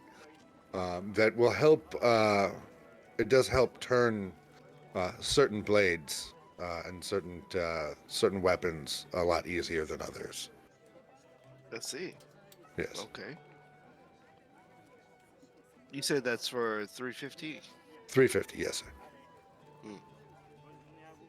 and this is your top of the line in the plate In armor, yeah. in the splint, yes. In the Sorry, splint not armor, plate. The yes. split armor. Yeah, sorry. Yes. Yes. Let's see. Okay. Well, I think I might take that off your hands then. Oh. Oh, well, excellent. Yes, we're happy to do that. And he's like, do you have a horse or something that you can, or are you gonna change out of it, put it on now? Like, how are you? You just have it delivered to Lord Graham's palace. Yes, of course, we can absolutely do that. So what you're going to get is a suit of splint mail. And I'll have to update the sheet for it, or the Okay. item for it, once I can figure out how to do that and beyond. It's gonna upgrade your AC to 17, and then you are going to get resistance on piercing and slashing damage. Nice. So the improvement is you'll take half damage from piercing and slashing damage. Thank you. Okay. Mm-hmm. So you can make a note of that for right now, just so you have it. Strawbill, you go over to Wolfrin, and he has your gun reassembled. And he has a separate sort of jar for you. He says, "This is more oil for your weapons. This should last you a little while. I don't have any more at the moment of this. It is like a special mineral oil for your weapon. But if you give me some notice, I can procure more for you if you're back in town. As for your weapon, I have." And he pulls out a little sort of wooden box. It's just like a little wooden tray almost. Mm-hmm. And inside is some compartments, and in those compartments are like 2 or 3 each of little replacement parts of different, like, screws and a few springs and some other pins and mechanisms that would go into the internal functions of your guns. It's probably, let's say there's like 2 each. There's enough to do each gun like twice. Should any of those things break and need to be replaced? He's like, these replacement parts might not last as long as the originals. But again, if you come back to me when I've had some time to sort of perfect the forging, smithing process on these very small parts, I could come up with something that will last a little bit longer. And perhaps even we could make some adjustments to those weapons themselves and make them a little more accurate. All right. I will say that the person I got this from was a gnome. I Uh, don't know if he particularly was involved in the crafting of this. Interesting.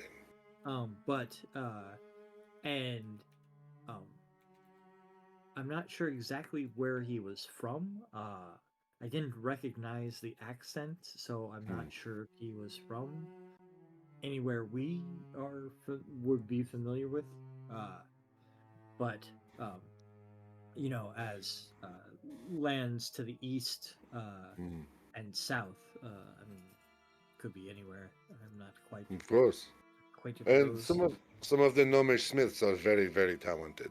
Uh, Yeah. I will that would help in me learning a bit more about how to be of service to you in this endeavor. But for now, you have some rudimentary replacement parts, and you have some more oil. Um, And then I take out the bullets, mm, and uh, these are slightly larger than normal ball bearings. And I hand him a couple, and I'm like, I mhm. don't know if you could craft more of these fairly easy, but if they could fit this size, that would be great. And May I keep one? oh, absolutely, yeah. If you can give me a few days, I can see about having something made that is about this size that would fit. Um, it is. How many would you need if you need them today? Oh no, We not have today. I have. many projects going on at the moment. I show him that I have like a small case on my side Hmm. that has uh, a fairly large stack of the packages that have Oh, the okay. ball bearing on them. So I'm good for now, but just Oh, yes. If you in don't mind if future. I keep one, I would be more than happy to engineer some of these for you and design Yeah. some of these for you. Of course. So yeah, Uh, no, that so would be great. for the oil and the parts,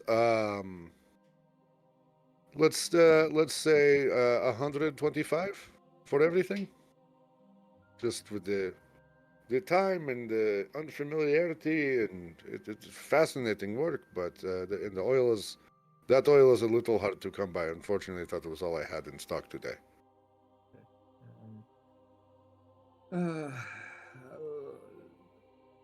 I go to pull out my satchel of coin, Hmm. and I look and I start to count out gold, Hmm. and I give him. He said 125. Yeah. Um, I would then uh, I'll give him 150 Oh, for um, uh, just to build um, as a gracious tip.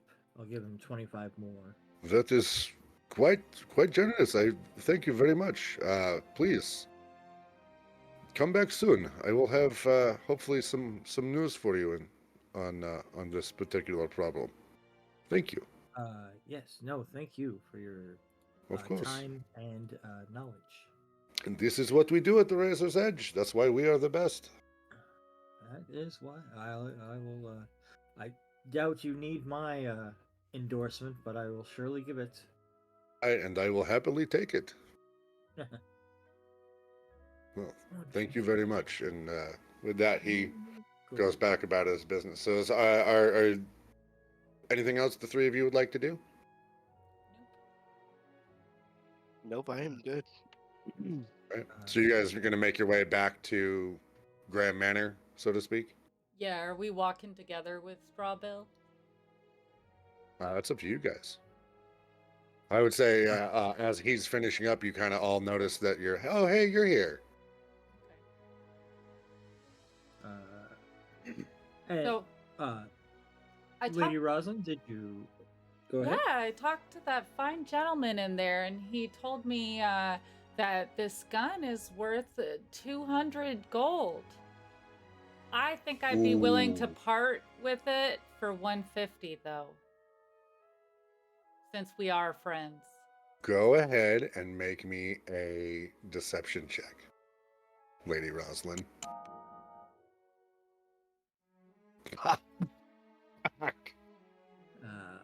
You can make an insight roll to contest that, Strawbill. Insight? Yep. I don't have enough gas in the tank for insight. 150, huh?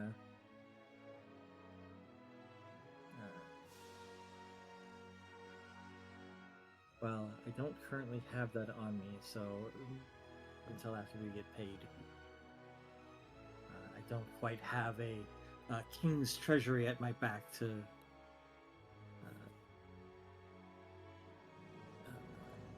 for every item that meets my whimsy.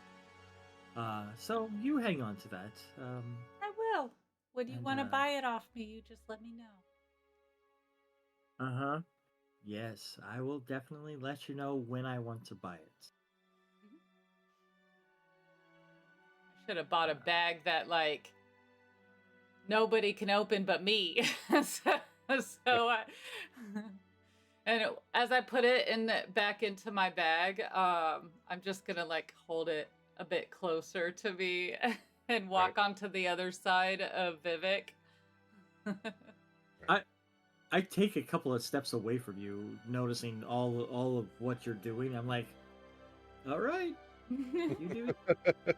I'm gonna and then I'll intentionally find a food stall or tavern or something of that nature and mosey over there. Like, all right, I'll catch up to you guys in a little bit back at the manor. All right. So as you guys are heading back up there, Scar, you have made your way to the stable. And you walk in, and there's a couple of stable hands in there, and one of them is like a young, sort of teenage boy with sandy blonde hair, and he looks up and he's like, "Yeah, do you need something?" Do I see any piece of paper or anything like that around? Not really. All right. There's plenty of like sawdust and hay and things on the ground. Kind of covering the whole area. Did you give back the slate and chalk? Oh, I guess no, I didn't. Yeah, fair enough. So- Yeah. You totally stole from the church. That's fine.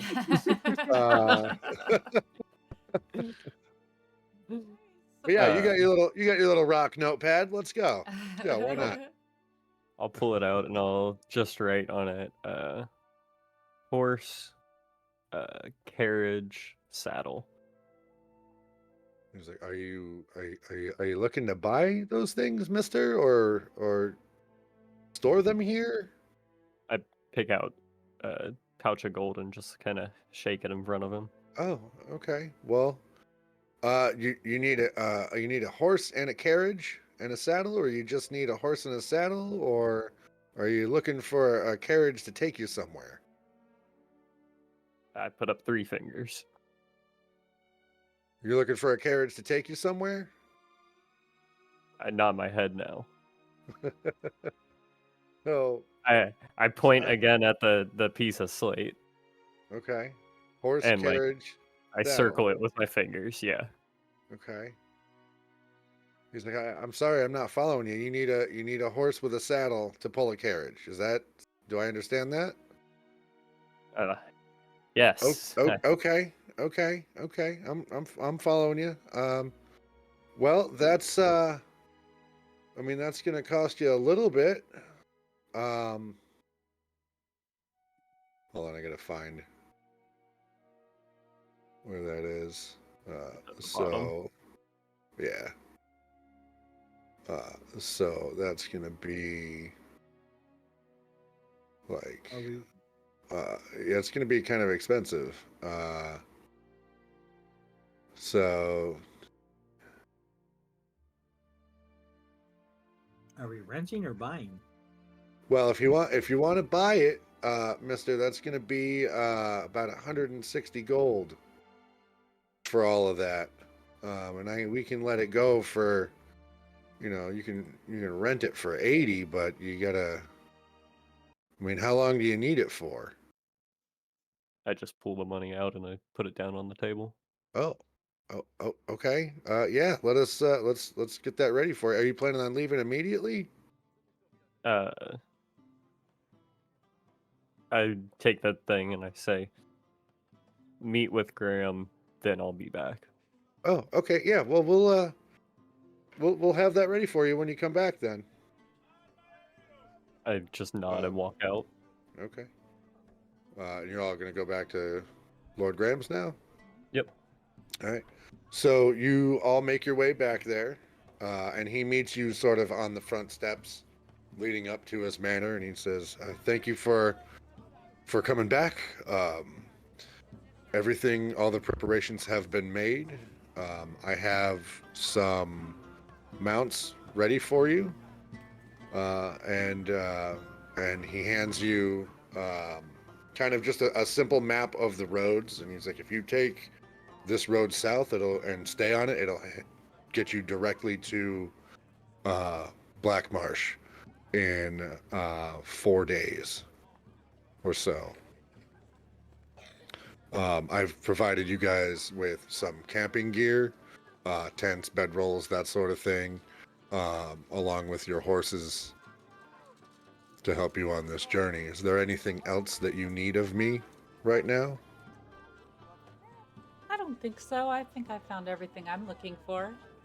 You guys? Right, good. Nod no.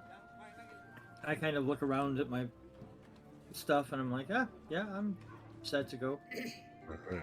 I am gonna need to head into the manor there for a bit so I can don my new armor. It'll take a bit. Oh, yeah, it's we'll say it's been shipped up pretty quickly here, and you're able to go and kind of swap that out. No problem. Doesn't take all that long. And Lord Graham says, all we need is information. I need to know what is happening in Black Marsh, and I need you guys to come back with that information. How many days travel is this going to be, Lord Marsh or Lord? Graham? It's Black Marsh is about 4 days one way, so you're looking at 4 days down, 4 days back, plus however long you spend down there. Say we get into investigating. some sort of trouble. Do you look the other way if we have to take care of business? What kind of trouble are you anticipating? I have no idea what to anticipate. I just want to know how you feel about we have to take care of things to stay alive. Well, then I heroes expect of the you realm. to stay alive. Okay. That's my expectation. I'm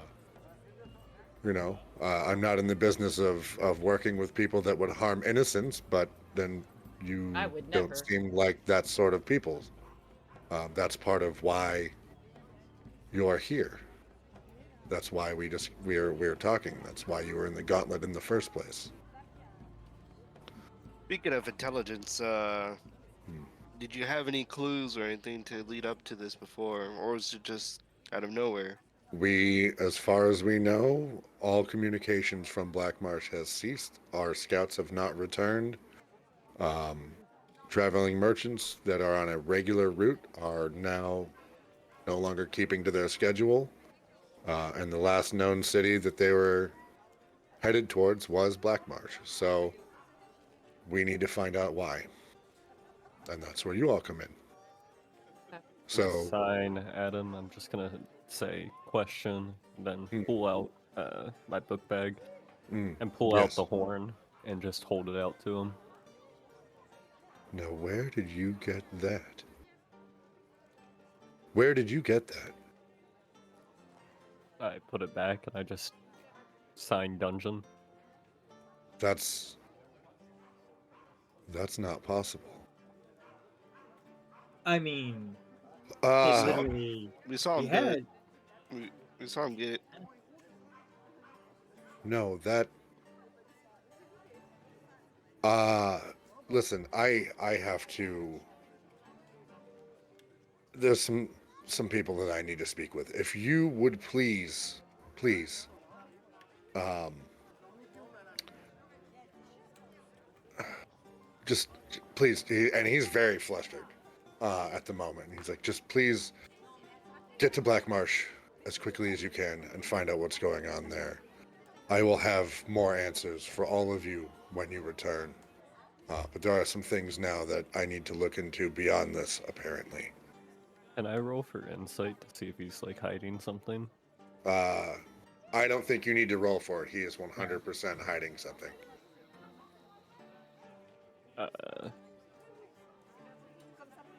Gonna just like glare at him a little bit and sign tell. Right now, our concern is Black Marsh. Some of the other conversations I need to have at the moment, frankly, do not concern you. And when they do, I will be happy to fill you in on everything. But right now, I have some information gathering of my own that I need to do. And it would not be wise for me to share more with you at this time. I apologize. All right. Let's be off. Nothing Our like a first little adventure to adventure. get the blood pumping. All right. So you guys are going to head out to get on the road to Black Marsh, yeah? Is there another town in between here and there? No. At least not one that's marked on the map. There's probably some little hamlets and Or- stuff on the way, but Are we in like a cart or carriage or? when you get back to the stables, there are 4 horses saddled and ready. There's a couple of saddlebags full of rations. You notice that there's in each saddlebag, there's also another bag with about 100 gold pieces in it each, and 2 minor healing potions have been added as well. Nice. So My you all get that. Yep. It's my extra horse there.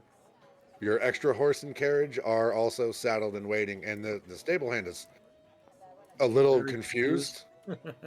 When you show up for yours, he's like, "Oh, we have your horse ready, and are you with these other 3? Because we were told to prepare 4 horses for Lord Gramm." But I have Buttercup is hooked up to your wagon that you bought.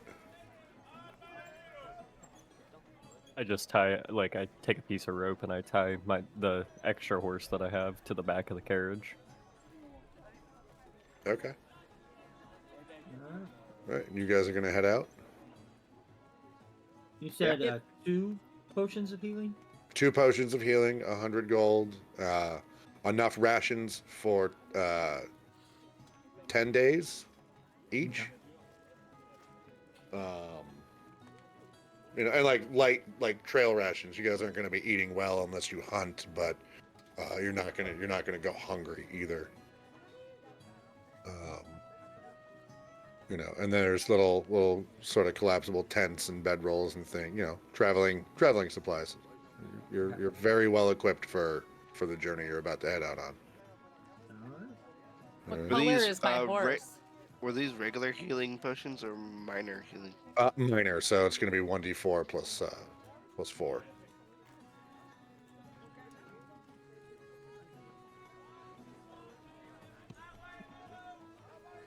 What color is my horse? What color would you like your horse to be? Light. You have a white horse. Thank you. You're welcome. You're such an accommodating DM.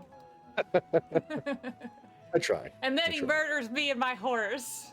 Or just my horse right in front of me. Listen, I'm not saying you That's my guys are job. going into the swamp of sadness, but you could be going into the swamp of sadness. Oh god. My horse, my squirrel. Yeah, we're redoing Never Ending Story. That's what we're doing. We're renaming that Traumatizing a generation. squirrel to Sparkles. Yeah, you can. Would we happen to have a map or anything like that? Yeah, he's given you a very general map in the direction. It's basically just like showing you what road to stay on. Oh, what was Okay. that statue squirrel thing called? Sprite? It was originally named Sprite. It's basically a wondrous statue. Again, I gotta homebrew the item for you. Oh, okay. But That's yeah, why I couldn't basically find it's it. right. Yeah, it's the same idea as like the Onyx Panther and the Jade Elephant or whatever and all that stuff. Gotcha, But yeah. yeah, you tell it to wake up and it turns into a little squirrel and you can send it off to do tasks, and once it completes the task, it will come back to you and turn back into a stone, and you can use it twice a day to do that. Yeah, now I technically have 2 pets right now. I'm very happy. There you go. So with that, do you guys want to take like a quick 10-minute breaks? Everybody stretch their legs, Yes, please. re-up on snacks and water and bathroom break and all that fun stuff, and then we can get into the second and probably slightly shorter part of this session tonight. Absolutely. All Good. right. All Cool. right. Well, We'll let's see you let's guys go with, back say like in 10 minutes. What, you want 10 yeah, minutes? 10 minutes. 10 minutes is fine. Yeah. 10 minutes, guys. We'll be back. All right. We'll see you soon.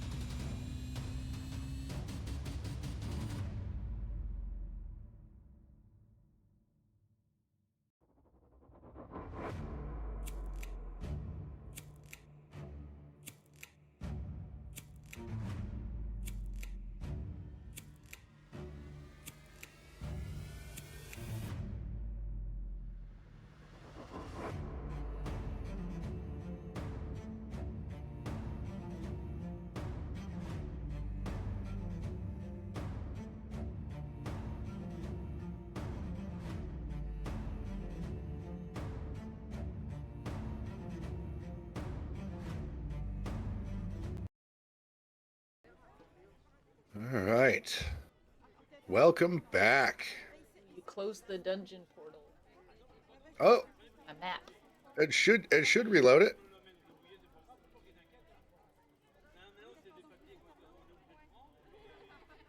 Let's go back there for a minute and then boop. There we go. You got it? All of Yep, our got cameras it. disappeared. Oh, there they are. Yeah, we're All fine. right. It's because I refreshed. There we go. Why is it? All right. That's neat. There we go. Okay. So you guys are equipped, you are saddled, you are ready, it is about midday, and you are going to make your way south towards Black Marsh. So here's how we're going to do travel is for each day, I'm going to have one of you roll 2d10, and then I'm going to tell you what happens. So, who would like to go first? I will. I'll go first. Oh, let Right. him. You said So 2D. go ahead and roll me, 2d10.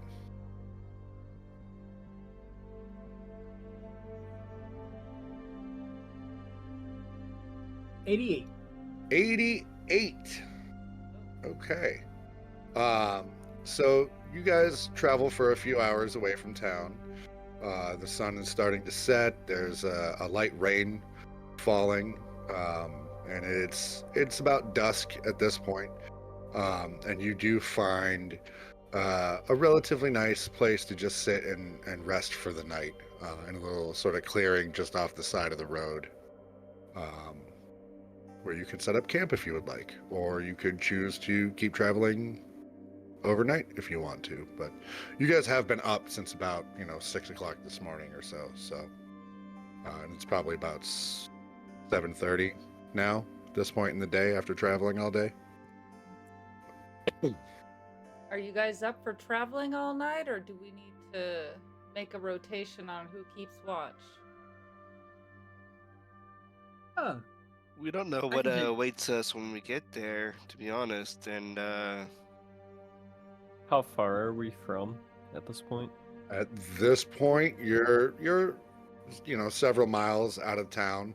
It's going to take you at least 3 more days, full days of travel to get there. I'll sign the straw bill that if they want to sleep in the carriage, I can stay up and guide it. we're just gonna well, take care of the other horses. I mean, you can tie everybody up in a line, basically.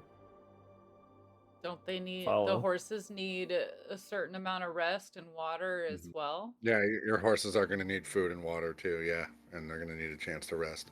I would rather not be tired when we arrive to any kind of situation that we get there. I'd rather be safer than sorry. Who knows what we might even encounter on the way. Whatever Vivhik says, I agree.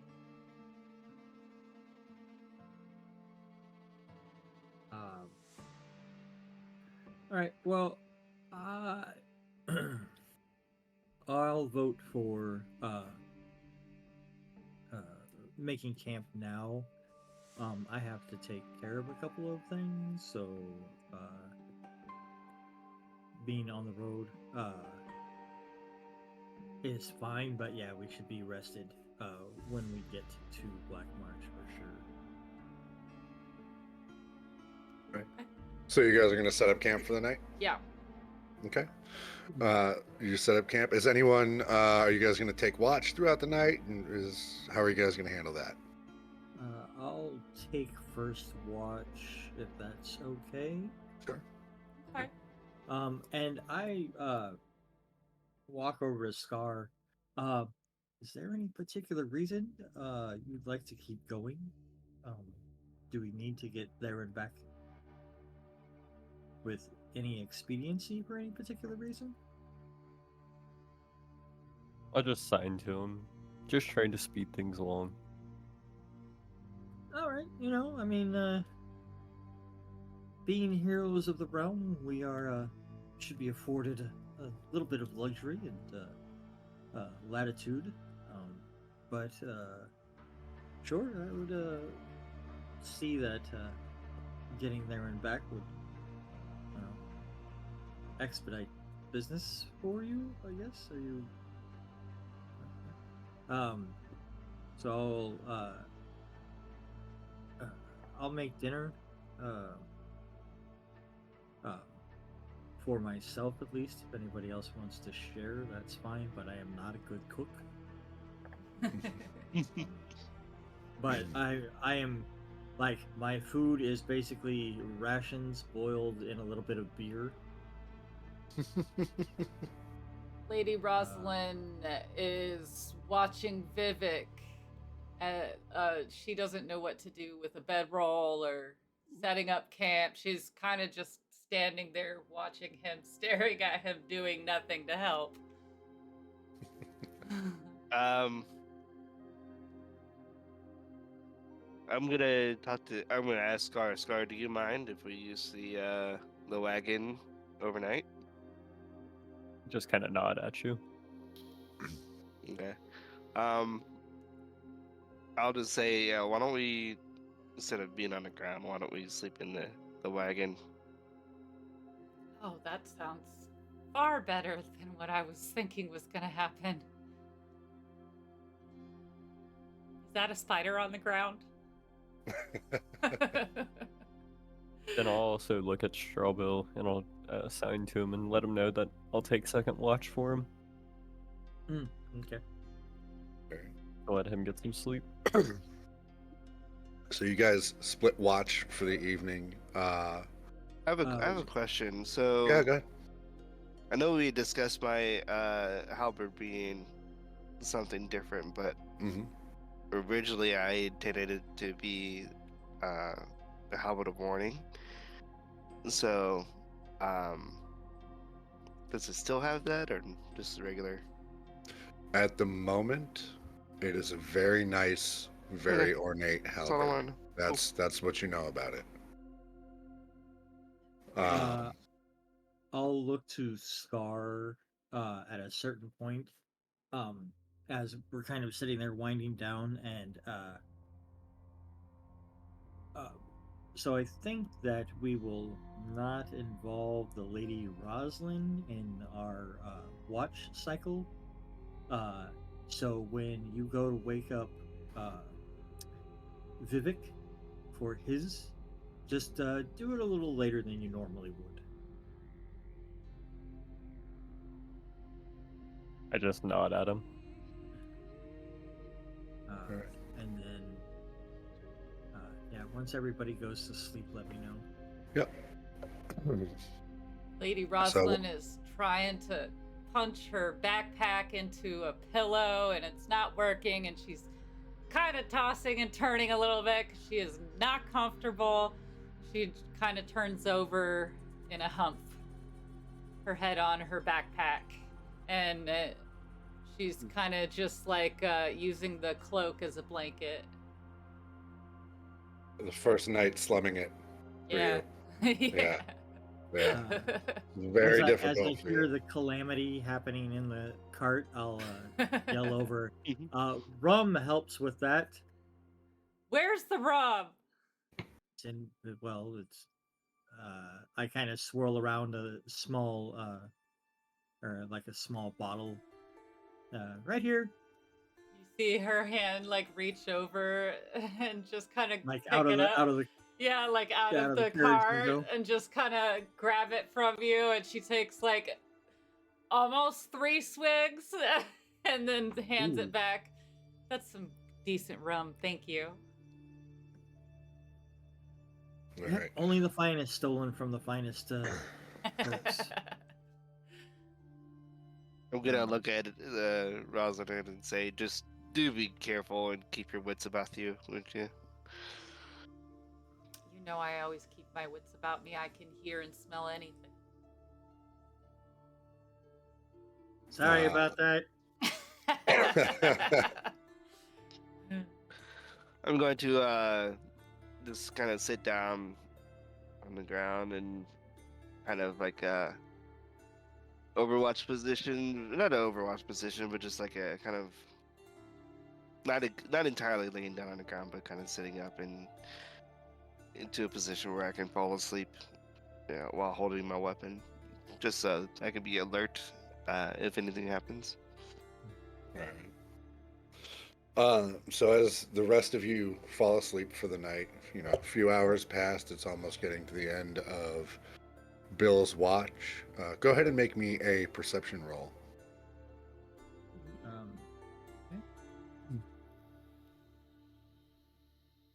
Ah. Other than the rain, which was fairly light to begin with, seems to be lightening up a little bit. Doesn't seem to be anything moving in the night. Seems pretty calm. You can still hear night birds and insects and stuff. Make forest noises. Everything seems normal. So you rouse Scar and go and retire. Before I do that, Yeah. I'm gonna take a little bit of time, Sure. and I will take a pack or small packet out of my bag and sprinkle salt on the coral that I got.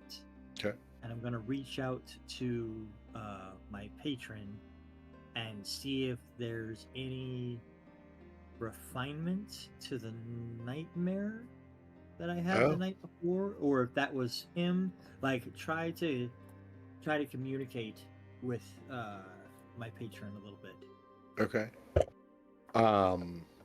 As you do that and you focus on sort of the request for clarity that you are making of him, you slip into sort of a trance, not unlike when you are having those dreams, but this one you're doing this with intent.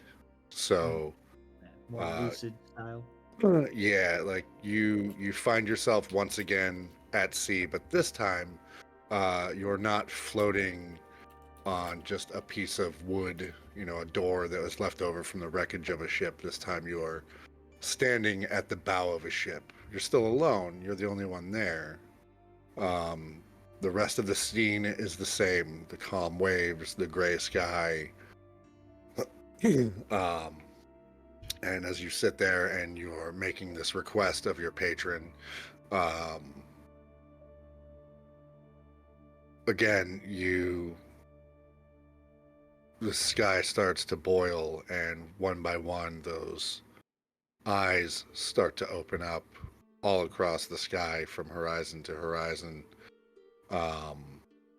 And then directly above you, a singular grate opens, and you just hear. I think 10's internet went out, Mike. Oh, did it? No, I'm Yeah, here. he's frozen. no? His face is camera's frozen. just really He's frozen. listening. He's listening real intently. Yeah. So once that great eye opens, you sort of hear again, sort of internally. It's more of a feeling than actual speech. But you hear sort of a voice, very low, that comes kind of from all around you, but also from below you, more than anywhere else. And it just says, "He's coming. He or it? He is coming." And then you have another sort of flash of that vision of the man on the hill. That man on the hill, that figure on the hill standing there. And you still can't make out any details, but you do see that sort of mist, that black miasma that was creeping off of his shoulders.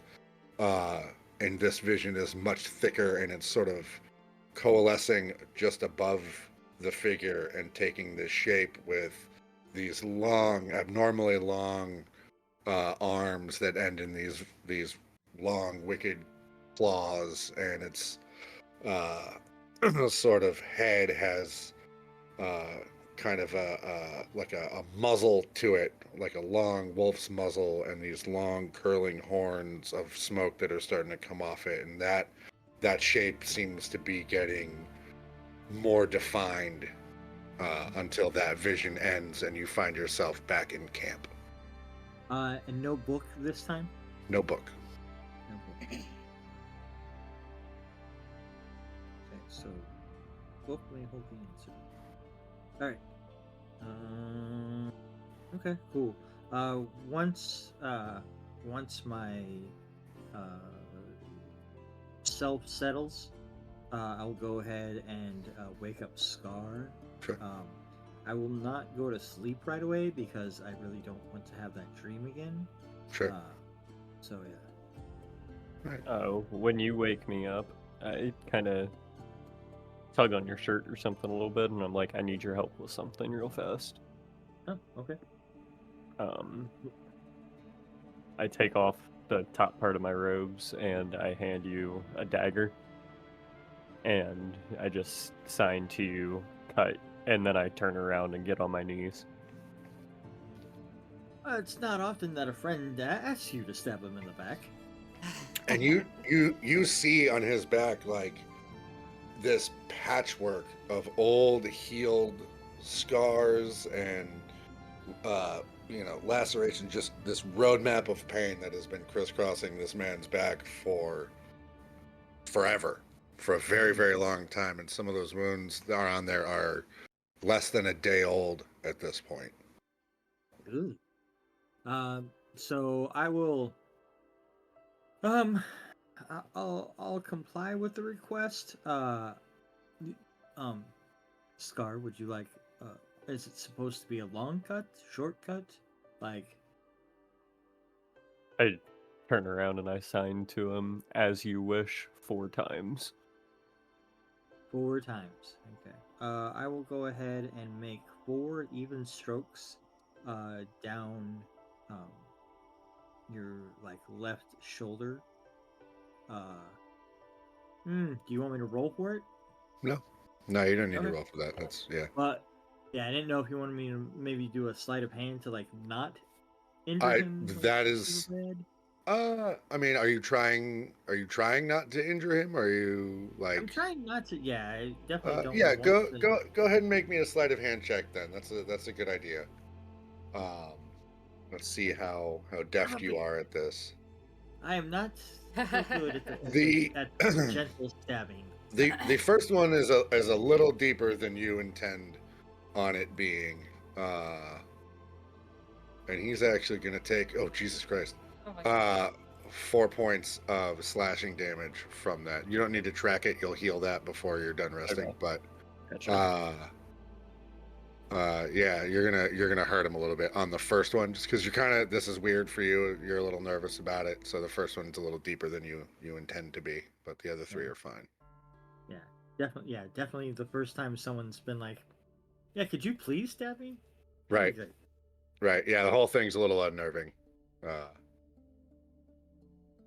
right. But then once that's done, I'll Yep. go ahead and Now you have that to attempt think about as you try not to sleep. right. I take the dagger back and I just kind of put my robes back on, kind of Yeah. look at him and bow to him a little bit. Sign thank I'll you. tip my hood to him, and just kind of like shake my head and kind of go sit over by a tree, at the edge of the firelight. All right. And you guys sit like that for a while. Eventually, Bill, you do make your way over and you're able to fall asleep dreamlessly, blessedly this time. Scar, go ahead and make me a perception roll as your watch is coming to the end and the sun is starting to come up. 14. Sort of in that magic hour of the morning where the sun is first starting to come up and it's still night out, but it's things are lightening up. You hear off in the distance the sort of echoing bleating call of an elk, and then in sort of the midst of that vocalization, it is abruptly cut short, and then there is silence, and sort of all the rest of the forest goes silent for a few minutes, and then slowly the noises of the night start to pick up and return to normal as the sun comes up and day Can I make begins. just like an investigation check to kind of walk around camp real fast? You can just with that perception check, it's nowhere near you. It Okay, was just gotcha. it was loud enough that it carried to you. Yeah, it was loud enough that you picked up on it and you heard it, but it's nowhere near where you guys are right now. You Gotcha. know, what you get, the impression you get is that something caught an elk in the woods at night. Not normal or not abnormal. Just you happen to be the guy hearing it. And with that, your second day starts, and you guys wake up and break camp and have breakfast, and begin heading south once again. So, Lady Rosalyn, would you go ahead and roll me 2d10, please?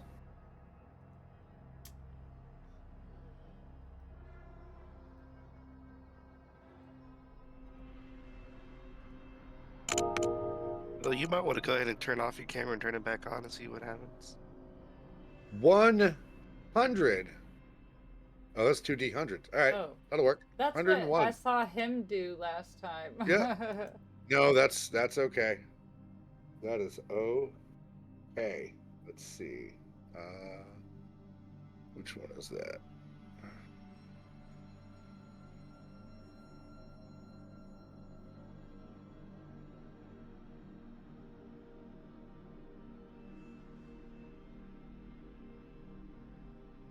Oh, Ken's got to restart his computer real quick.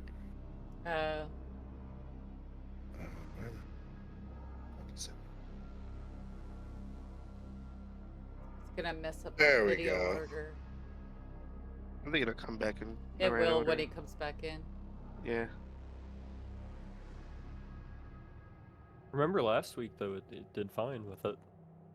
Mm-hmm. Yeah. Uh-oh. This isn't good. Hey. Whatever do you mean? 5.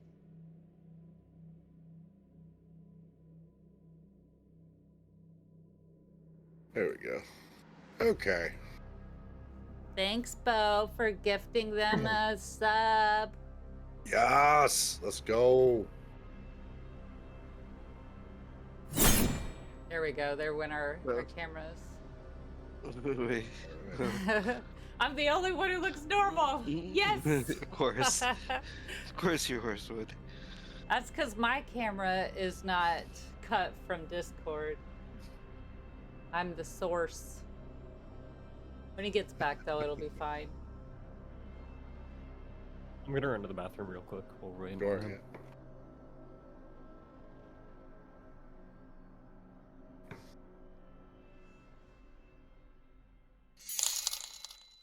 Hey, thanks for the bits. Oh, that is awesome. Yeah. Our cameras will be back to what they're supposed to be when he gets back. So don't worry, we're not like this forever.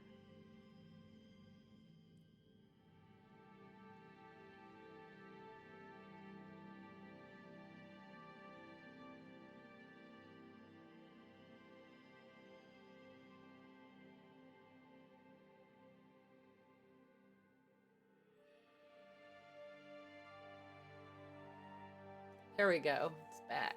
Woo. There he is. Yeah. All right. And Scar is in the bathroom at the moment. What else is new? It's all right. That's all right. This is a He's good a place monk. to. He has to pee a lot. It oh happens. my gosh, It Salty, happens. thank Salty you blackguard. for the bits. That's awesome, Oh wow. Nice. Net 20s. right? Okay. So you guys spend a good portion of your day, traveling, and it's at this point it's getting to be late afternoon, and as you're on the road, you come to a clearing. Bit off now. Whoa. And in this clearing, it's pretty empty for the moment. It's a nice wide clearing, but you see that there is blood on the ground and what seems like signs of a struggle that have taken place that drag off in this direction. So, what would you guys like to do? I'm gonna roll investigations and see what I find. Okay.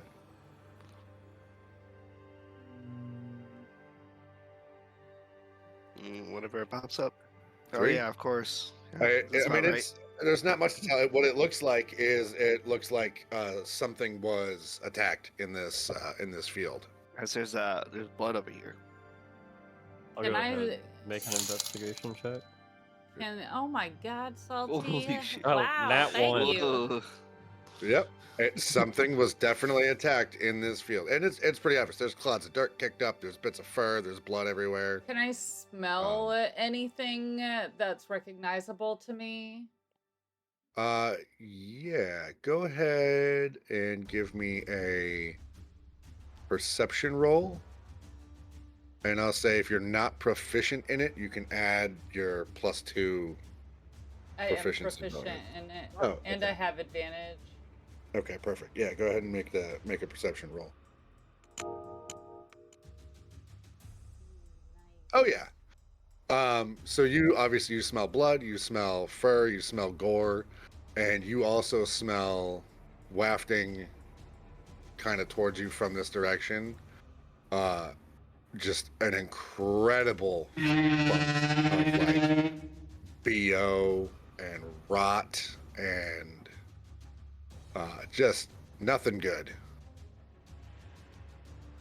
So just BO and rot. I don't Yeah. like recognize any animal smells or Uh, anything like the- that. So one of the smells you pick up on is it smells almost like some of the deer that are present near your home of Caldus, but a different species. What you smell is elk. Okay. Do I hear anything that they can't hear? Yeah, you do hear like a faint, almost snoring sound coming Snoring. from over here in this Okay. direction. I You guys. will. Shh. Yes. I can hear something snoring is a little bit ways away. It smells like deer and animal and blood and sweat. It's disgusting. It smells awful. All right. What I am going to do is, can I use my prayer beads to cast Windwalk on myself? You can. I'll do that and that makes me into a It gives you like wisp a. of cloud, Yep. basically. Yep. And then I'll go and So what does Fly. it look like when you do this? Like how do you envision this working? So I have the prayer beads around me. I'll like look down at them, pick the specific stone that this one is, and kind of hold on to it and kind of just say a little internal prayer to it, basically. Okay. So you And do then that. as that happens, I like just smoke starts at my feet and kind of comes all the way up and envelops me. Nice. I like that. And while he's Uh, doing that, Lady Rosalyn pulls a very sharp pin out of her hair, and she just pricks her finger like that. And I'm gonna cast my my blood rite of the storm, and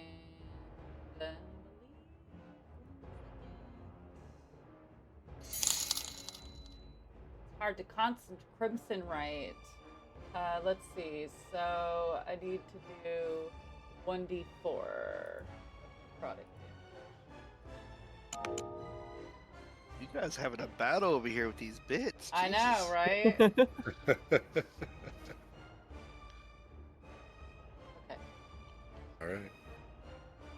So you activate your Crimson Rite as Scar dissipates into a cloud of vapor. And what are you going to do now that you're in that form, Scar? I'm gonna fly over to where that like noise and everything's coming from, and then fly back since it has a flying speed of 300. Yeah, you can do it pretty quick. All right. So you go over there, and what you see Jesus. is a sleeping hill giant, this massive mound of flesh that's kind of curled up in a ball in the middle of this clearing, with basically like 3/4 of a large oak tree that has been snapped in half on one end, with the roots kind of all pointed off the top, like little like spikes almost. Is like laying on the ground next to him, and behind it is this just mass of flesh that used to be a beautiful white elk that it has torn apart and then kind of feasted on and fallen asleep afterwards.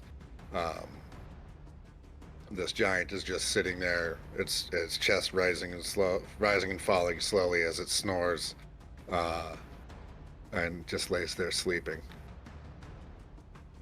I'll fly back to the group and transform back out of that. I'll look at Bill and I'll sign to him. I think we should go the other way. What's he saying? That's it. He thinks we should go the other way. Why? What do you What's over see? there? I don't know. He didn't. I- He didn't say. I just signed to Giant. Oh. He says there's a giant. Over There's a there. giant? Giant? Yes. Well, what kind? Would I know what kind of giant that is? Yeah, you would actually go ahead and make me a nature roll.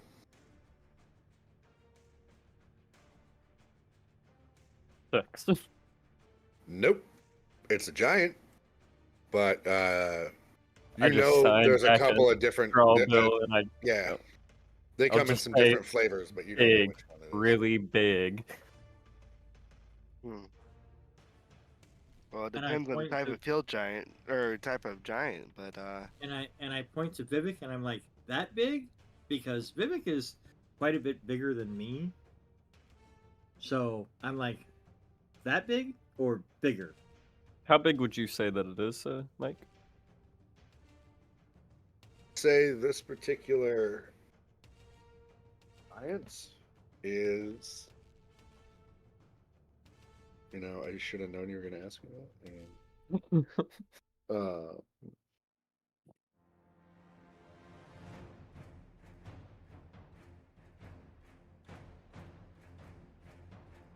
I've never seen a giant before. I would say this one is probably 12 feet?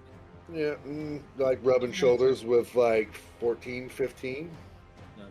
feet high. It is its bulk is mostly just its gut. I mean, these things are very rotund. They're very yeah, it's a big flabby boy.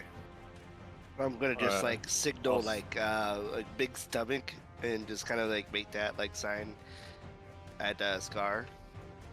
I'll sign back to Bill. About 15 feet, massive, ate the elk. All right.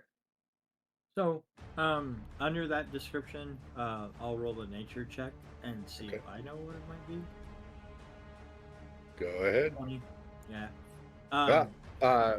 You recognize the description. Your first thought, hill giant. And- Considering where we are and what that what Scar is saying. I think it's probably a hill giant. But we should.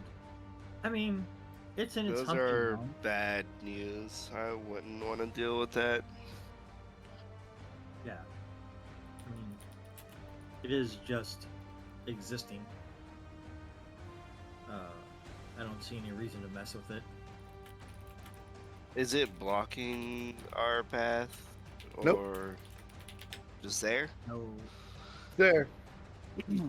Yeah, I say we leave him be. If it was any other type of giant, maybe we can talk to them or reason or something, or ask them what's going on, but hill giants are not to be trifled with. So you guys gonna try and sneak past it? Do we have to go past it? It is on the path. Oh, okay. Yeah, I didn't know this clearing takes you. So this part of the road. Hold on, click on the wrong thing. This part of the road that you come through takes you this way, that. right? So you're gonna have to go this way. Okay, I have a plan. I am going to attempt to lure it away by it apparently likes elk, and we heard that sound earlier, Yep. right? So I will go into the woods and cry like a elk. I can also. It's Windwalk is a you and up to 10 willing creatures. 10? 10. Jesus. That's a whole lot of people. So we could take all of the horses and Well, just, but you just cast the spell. I believe you can only do it once a day. is it once a day? I believe so. I should say in the item description. Let me look in the item.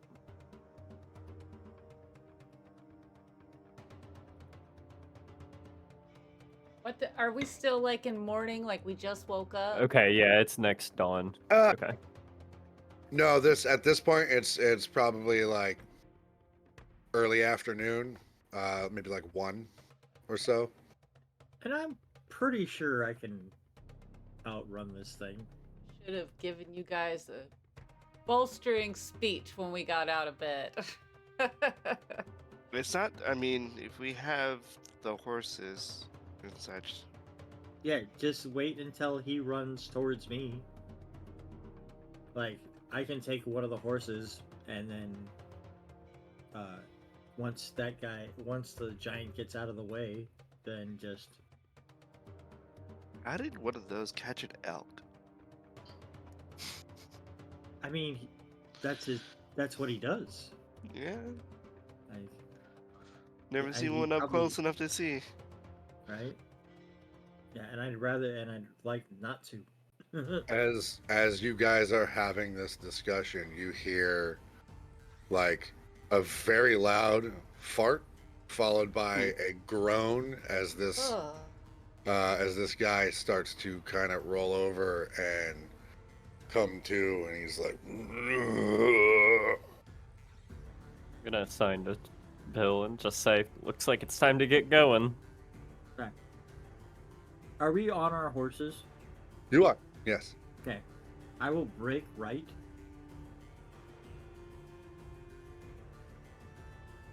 And point to everybody else to just either like hold on or like go left.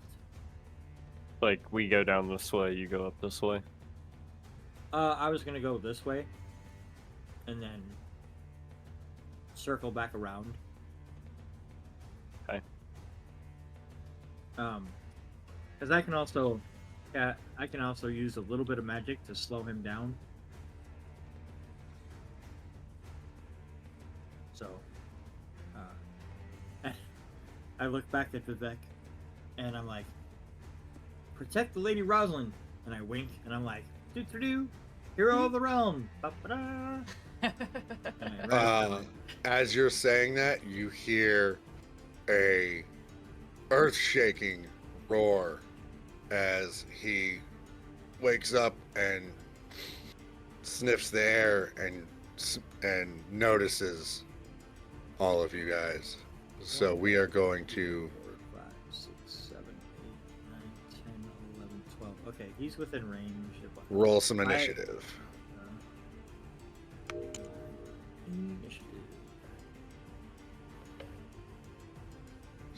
So the way It does it for us. it does doesn't it for you. Yeah, you guys don't need to Yeah. do that. When I click your Oh. tokens and add you to combat, D&D Beyond just automatically rolls initiative for everybody. It's weird. Oh, that's weird. I like it. Rosalyn, you should be at max health though, and you are not. Oh yeah. All right.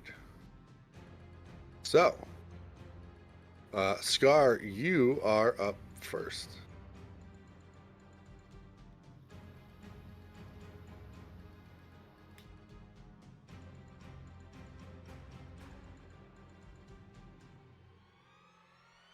So I believe so. I have 40 feet of movement. Is that close enough to get to him?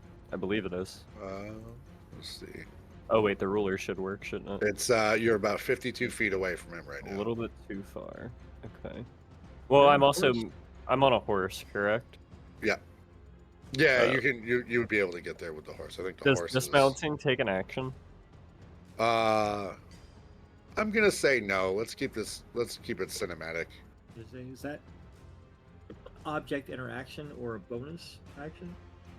I mean, Then what I'll do- it could be, but rule I'll of go cool. up here, jump off the horse, and Okay.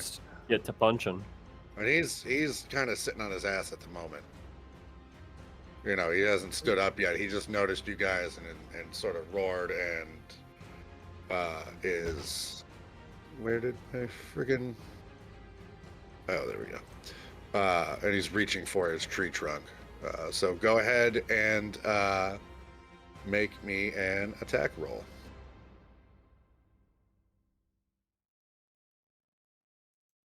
20. That will definitely hit. 4 damage. All right. I'll bonus action, and I'll use I will use Flurry of Blows Topple. So when I hit it, it has to succeed a DC 11 Dex saving throw, or it goes prone. Oh, okay. Go ahead. 18 to hit. You said Dex saving throw. 18 will definitely hit. And he rolled a 19 on his Dex save. So he won't get hit. He won't get knocked over, but he will take 4 damage. Okay. All right. And that's it for me. All right. Next, Lady Rosalyn, you are up. What would you like to do? So I guess we're fighting and not running, huh? Yes, we're fighting. That is entirely up to you guys. Well, I'm not gonna leave my teammates behind, so I'm gonna leave my horse way back here. And I think this might call for the big guns. I'm gonna let out a roar, a big, loud roar, and you're just gonna see me like shapeshift into a white tiger with magenta hot pink stripes, and I can go 30 feet. Where's that? That would take you...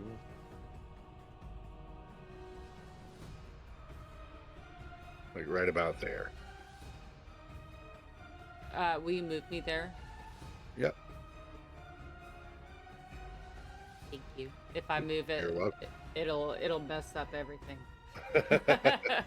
I got you. Thank you. Yeah. I'm a lady in real life too. I need everything done for me.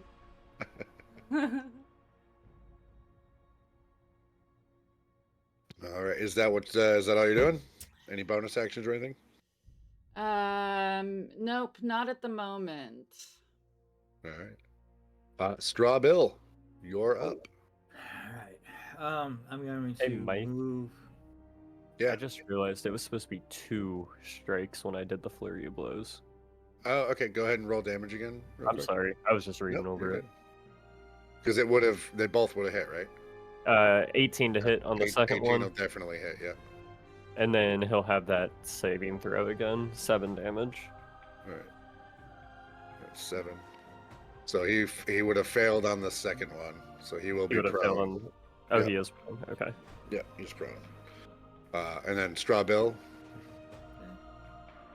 I'm going to move up to about here. Okay. I'm then going to cast a Ray of Enfeeblement. I'm going to reach out, and a kind of like purple tendril, like a not like a straight beam, but this kind of like nebulous, kind of whirly, wrappy kind of thing, will reach out, and I will start to just kind of intone like a deep, like kind of bone chilling,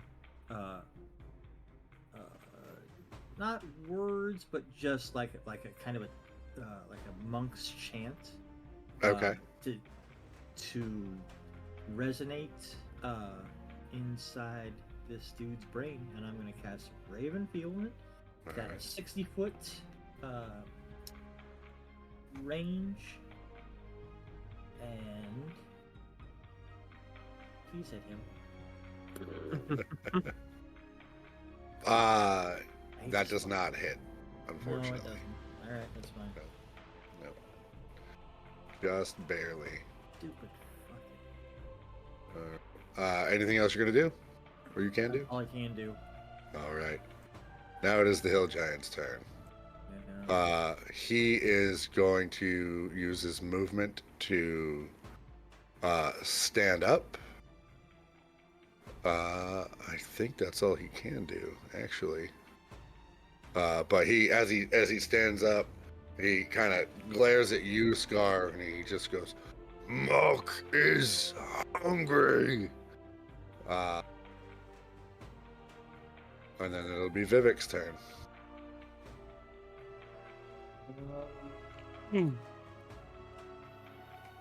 How far can you go on the horse? Let me find out.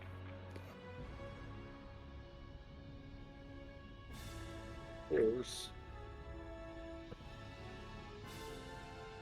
Nope, that's the wrong.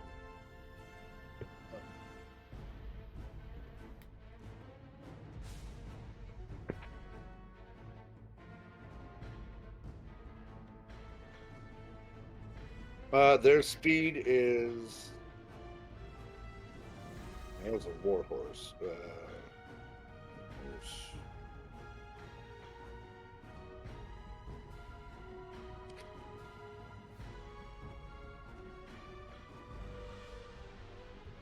Let's say, yeah, their speed is about, let's say 60 feet for right now. That's fine. 60 feet. Yep. Okay, and So that'll get you like right. That'll get you right here.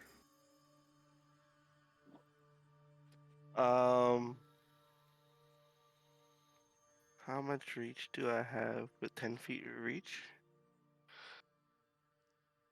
Okay. Yeah, you'd have reach on that. Yep, absolutely. Okay, I will go.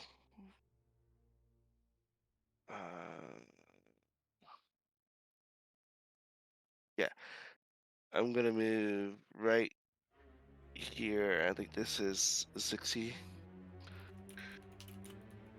And that should be just close enough, yep, to hit him. Yep. And I'm going to do some attacks here. All right, go ahead.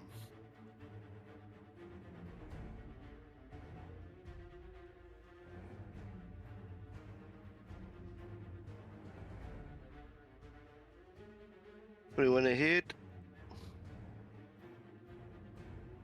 21 will definitely hit. Okay. So go ahead and roll damage. Oof. Good lord. All right, so that's a big hit as you kind of just charge up and bury the blade of Eclipse into his belly for a second. And you feel as you stab into him that, like, you've stabbed things before. You know how sharp your halberd is, and this got way more resistance than you thought it should. Okay. Okay. Well then, I'm going to just pop on one divine smite. Oh, there you go.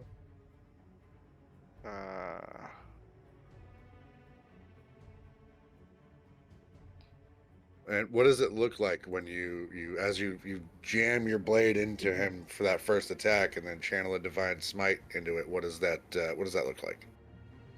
You just kind of see, again with my white beard, you just see it kind of glow with like an aura, and it kind of goes from like my face down into Eclipse, and it kind of glows a little bit of like a white divine light, and it kind of just goes straight into the giant and does the damage. Okay, nice. All right. Anything else? Nah, that's gonna be it. All right, Scar, you are up. All right, I'll start with a unarmed strike. Be 19 to hit, Hit. 8 damage. Okay. Then I'll use another focus point. Make 2 more attacks on it. Yep. Both of them will have the topple. Okay. 18 to hit. That'll hit. And he rolled it. What's your DC? It is 11. Okay, so he passes the first one and the 8 second one. damage. Well, it's 8 damage Yep. on the first one. And 8 then damage on the first the second one is going to be a 9 to hit. I'm guessing that does not hit. It does not hit, yeah.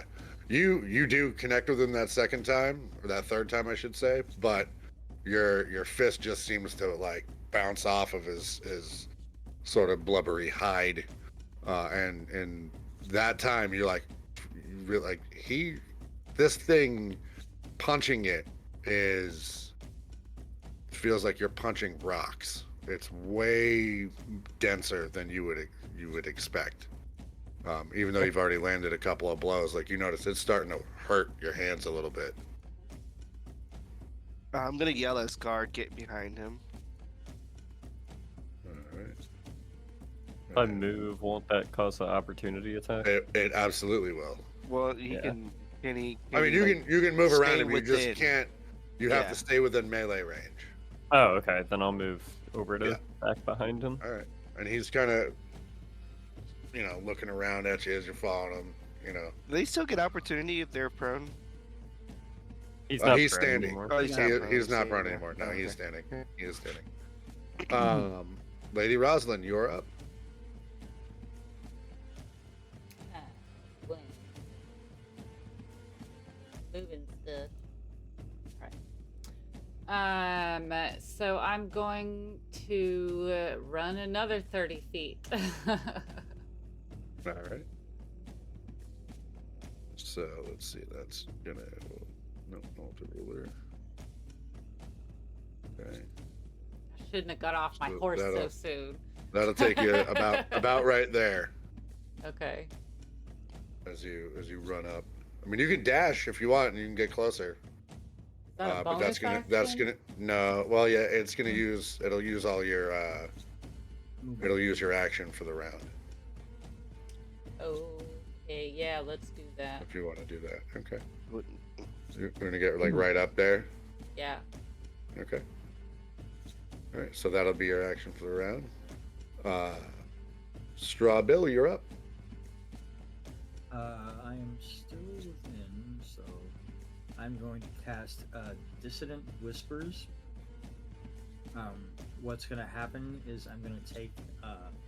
it's a small brass bell, and it's cracked, so it has this weird tone to it. Sure. And I'll start to ring it. And then as I do that, this like you can kind of see these like waves go towards him, and as that happens, he needs to make a wisdom saving throw. Okay. On a failed save, he'll take 3d6 psychic damage, Jesus and Christ. must immediately use its reaction if available to move as far away from me as he can, using the safest route. On a successful save, he'll take half damage. Okay. And what is your DC? DC is 14. Okay. Oof. All right. Well, he rolled an 18. Shit. Wow. Hey, Well, it's the computer doing it. I'm not even fudging die rolls, man. I know. Nobody does Mhm. that.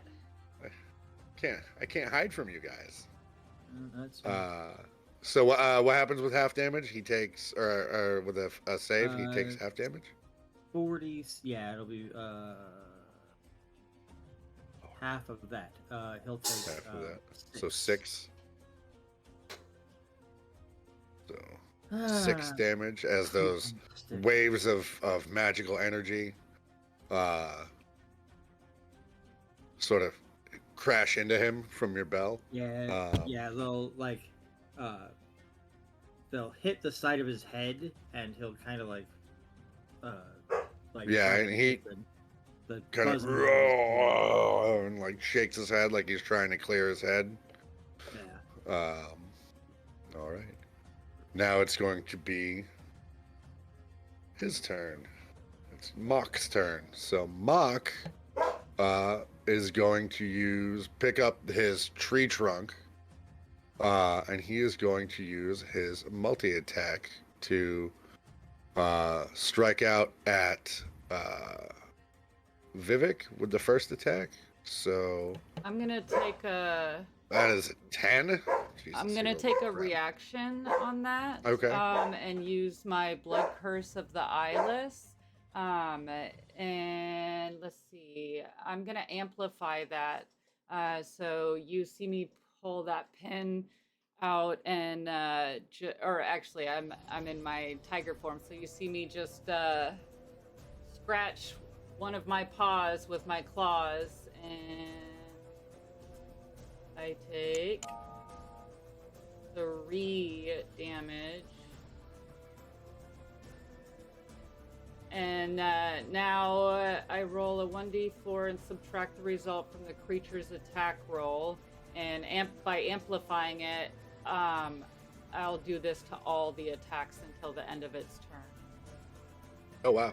So it's going to be at a -3? Yeah, so Okay. So that would be a 7 to hit Vivhik, which I Yeah, know no. does not hit Vivhik at all. So it as it makes its attack, you hit it with that right, and it kind of causes it to miss the mark, and it slams that tree trunk in the ground next to Vivhik. It's going to then take the tree trunk and like drag it across the ground, kicking up this large furrow of earth as it sweeps it around to try and hit you, Lady Rosalyn. So that is going to be a 17 to hit. -4. And Oh, sorry. that- It'll be a 16 to hit then. I have to re-roll it every time. Yeah, that's no. I was already subtracting that first 3. Oh, So okay. so it'll be a 16 to hit. Okay, well, either way, it didn't hit. Oh, what's your AC? 18 Ridiculous. while I'm in. While I'm in this, I'm 17 when I'm not in it, and 18 when I am. All right. That's a thing. Gosh. That is a thing.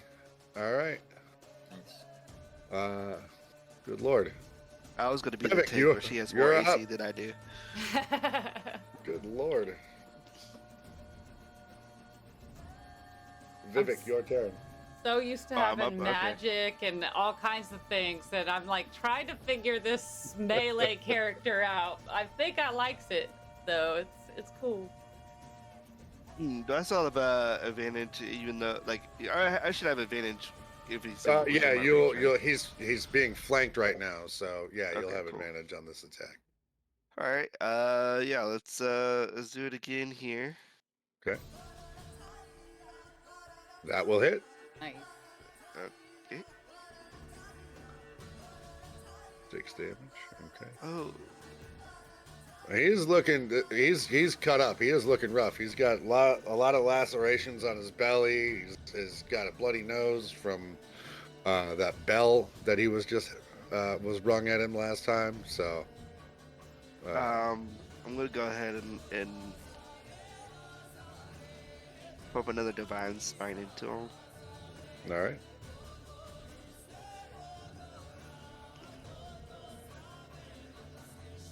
The 3. Hold on Okay. a second. I got.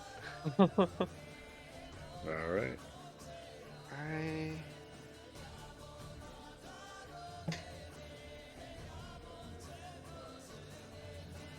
Is that I had like a modifier, but I'm going to use one of my channel divinities okay? to do inspiring smite. It was 2d8 plus 4. Okay. Is that an attack roll? How does that? Hold on. You can spend one use of channel divinity. Oh, never mind. It's not an attack roll, actually. Never mind. I Okay. misread that. So Well, we're because not I think using you it. did your divine smite that used your bonus action for the round as well, I believe. Oh, okay. Yeah, that makes sense. Okay. Nope, I'm done. All right. So Scar, you're up. Start punch him. Gonna be an 11 to hit on the first one. That will not hit. Again, your fist bounces off of his meaty hide. Use a focus point. And 2 more. 22 to hit. That will hit. 8 damage Good and God. DC Right. 11 saving throw. Dex. Dex. Yep. Nope. So your fist bounces off him the first time, and then you come around again with like a roundhouse kick and manage to take his knee out from under him. And it Should I drops have him had back to the advantage ground. on the first set of attacks? Should I have had advantage on that? You should actually, yeah, you should have. Okay, so I'll You should reroll that have, real yeah. quick. 23 to hit. That will also hit. 4. Damage.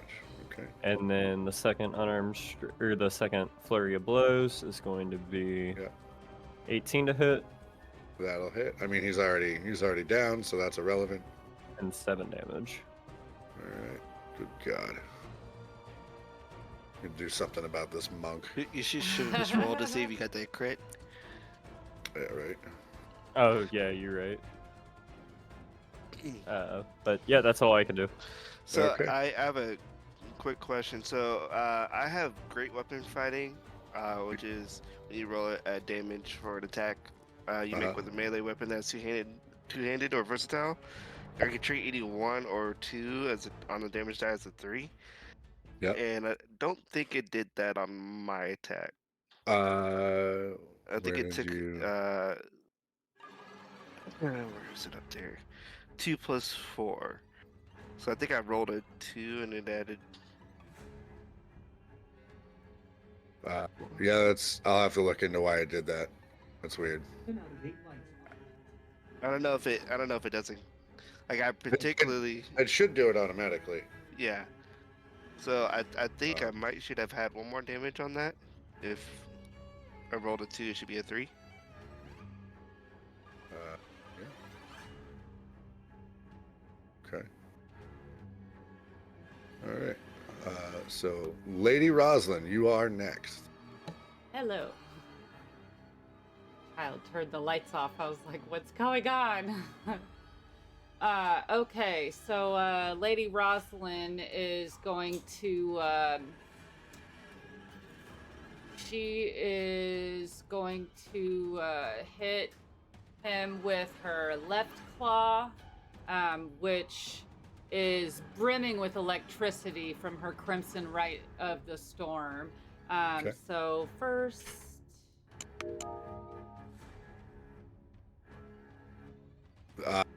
You do scrape your claws along him, and they I just skate get across his advantage blubbery hide. on that for being in? Oh, God damn it. You guys, yeah, you guys Yep. are flanking. Yep. Okay. Yep. That again. Oh, even worse. Yeah. So your claws just kind of skate along his She's gonna his try blubbery and hide. do that again with her right hand. How do I do it to get with You advantage? should right click it. Oh, there we go. Yeah. Remember y'all taught me that. Man, I'm rolling like shit. Yeah, both your claws just rake across him, but don't really cut through it. Pardon my language. That wasn't words of a lady. All right. You're with the boys now. It's fine. Strawbill. Let's see if I can teach you some more colorful language. All right. I'll go ahead and dismount from the horse.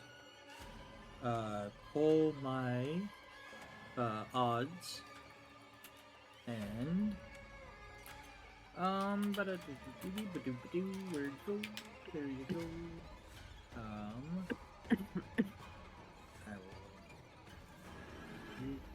I'm going to now shoot myself in the face with my own gun. Does that look good?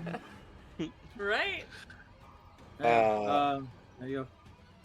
Yeah, you shoot, but you watch as the bullet does impact his shoulder, but it just kind of is cushioned by all of his fat, and the ball actually like sticks in for a second and then just falls to the ground.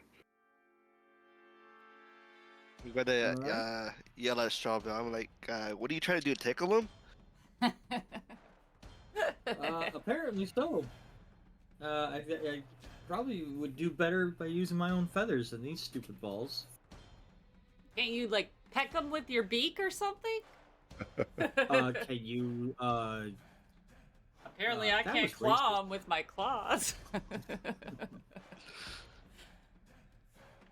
I don't know. Yeah, I will let it be known that I did not want to fight this guy. You doing anything else? That's it. I dismounted from my horse and So it is Mock's turn, and he's on the ground. He is beat up, and he just starts sobbing. Aww. and kind of like pulls his hands over the back of his head, and kind of starts burying his face into the ground, and he's like, "Please just leave me alone." And he's done. He is done. He does not want to fight with you anymore. You guys have shown him how much stronger than him that you are. He's like, I will give you something if you just leave me alone.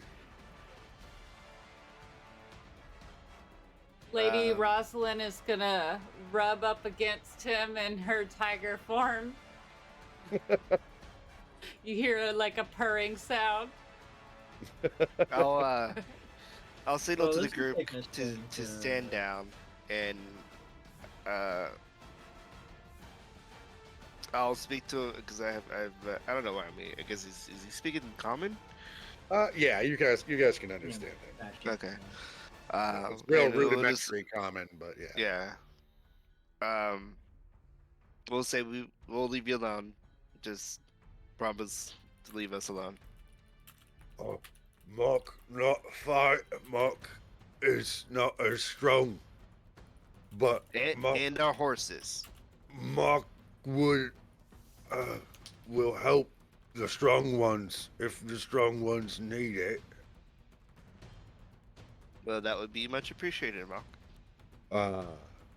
And so he is going to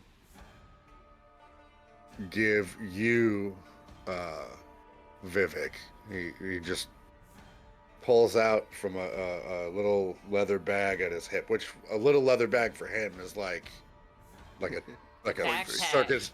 It's like a circus tent bag compared to you. Oh. And he pulls out a small bone flute, like a whistle, Oh. and hands that to you. And gets up and he's like, if you need much help blow in this, and if I hear it, I'll come and I'll help you. But please, leave me alone. Just leave me alone. And he gets up and he tries to start lumbering off into the woods and just repeating, "Leave me alone," over and over again. As I'll he yell up gets to up him and and starts, oh, go ahead. as he gets up and starts walking away, I'll like kind of pull my fist back and kind of like tease him with it a little bit. Like, No, please, please leave. Mark not hurt you. Mark not hurt you. I'll say a giant thank you, Mark. He just runs. still gone. He's gone. Yeah. Yeah, he is gone. That was different. Yeah. I felt bad for him. He was sleeping. You guys just I mean, Just yeah, walked you're up right. on We him. did, and we just started attacking. bad people. You. Yeah. From there, you guys are able to rest for the night, having solved my giant problem. The night goes by uneventfully. Your watches go by uneventfully. And the next day starts. Who has not rolled yet? I haven't rolled. You have not rolled. Yeah, Vivhik, go ahead and give me a 2d10 roll. All right.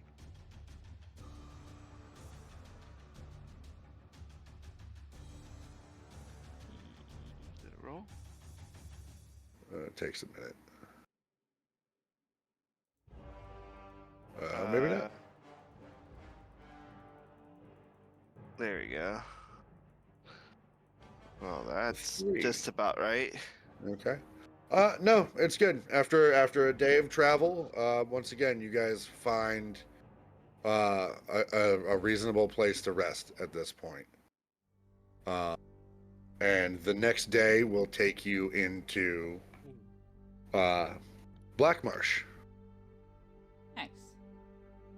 So, Really? Okay. yep. So as you wake up the following day, well rested, you guys are all back up to your full hit points if you had lost any, which I don't think you did because you guys are really good at steamrolling my monsters. I'm in human form, and all the hit points I lost in the Yep. beginning was from my own hand. yeah, you did this to yourself. Yeah. But you wake up and you begin traveling, and after a few hours, you do arrive at the edge of Black Marsh.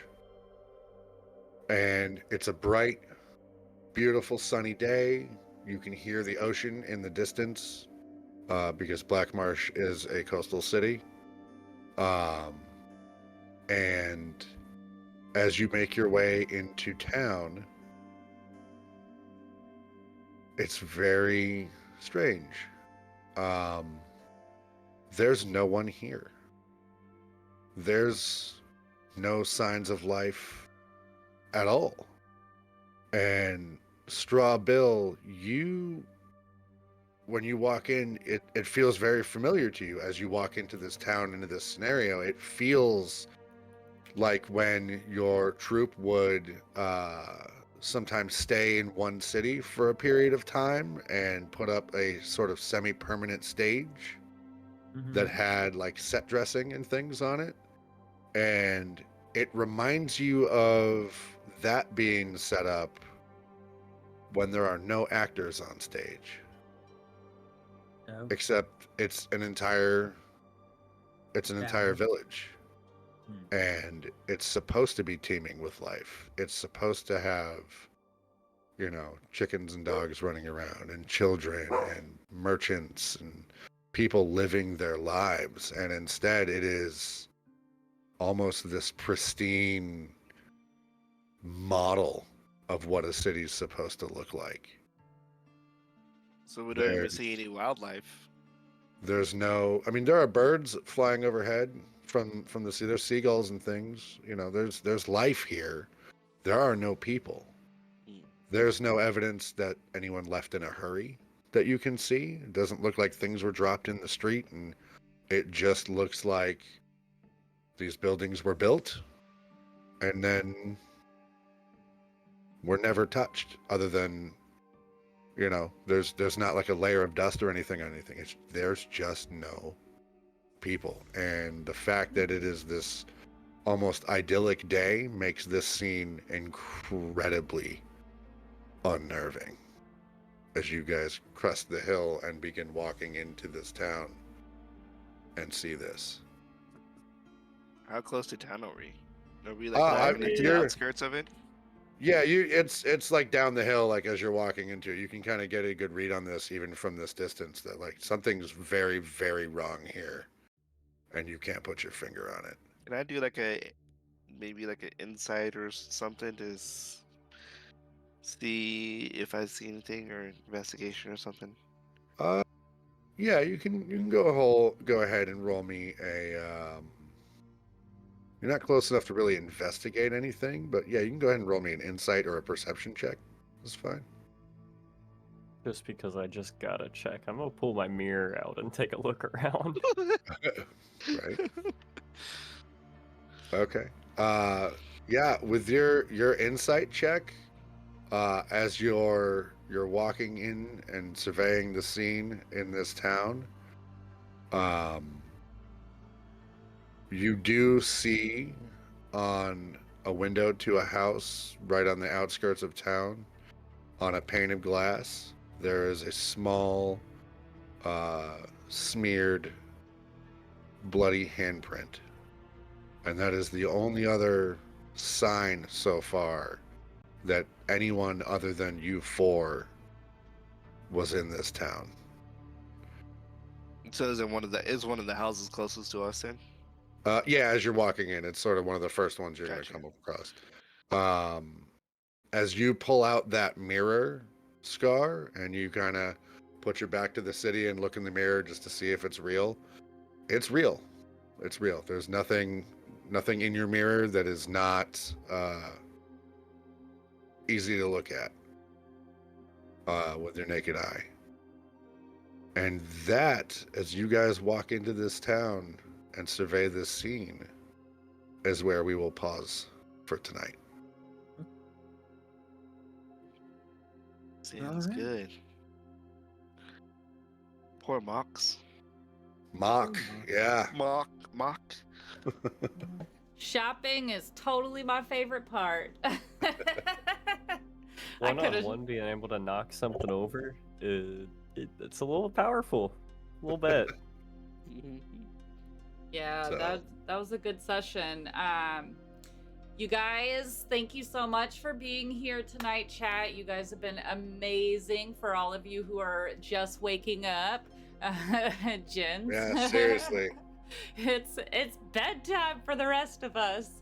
But thank you guys for watching, and I believe we have a Lantern Song episode, right, Jens? Coming up on Saturday, right? That's our next episode. I was looking at the calendar. I So think Saturday that's right. the 8th. Yeah. So come check it out if you haven't already. Join the Discord. You can find our links below. If you've missed any episodes and you want to catch up, we got a YouTube. Check that out too. Have a great evening, guys. Thank you for Thanks for sitting watching. with us. Bye. Take it easy.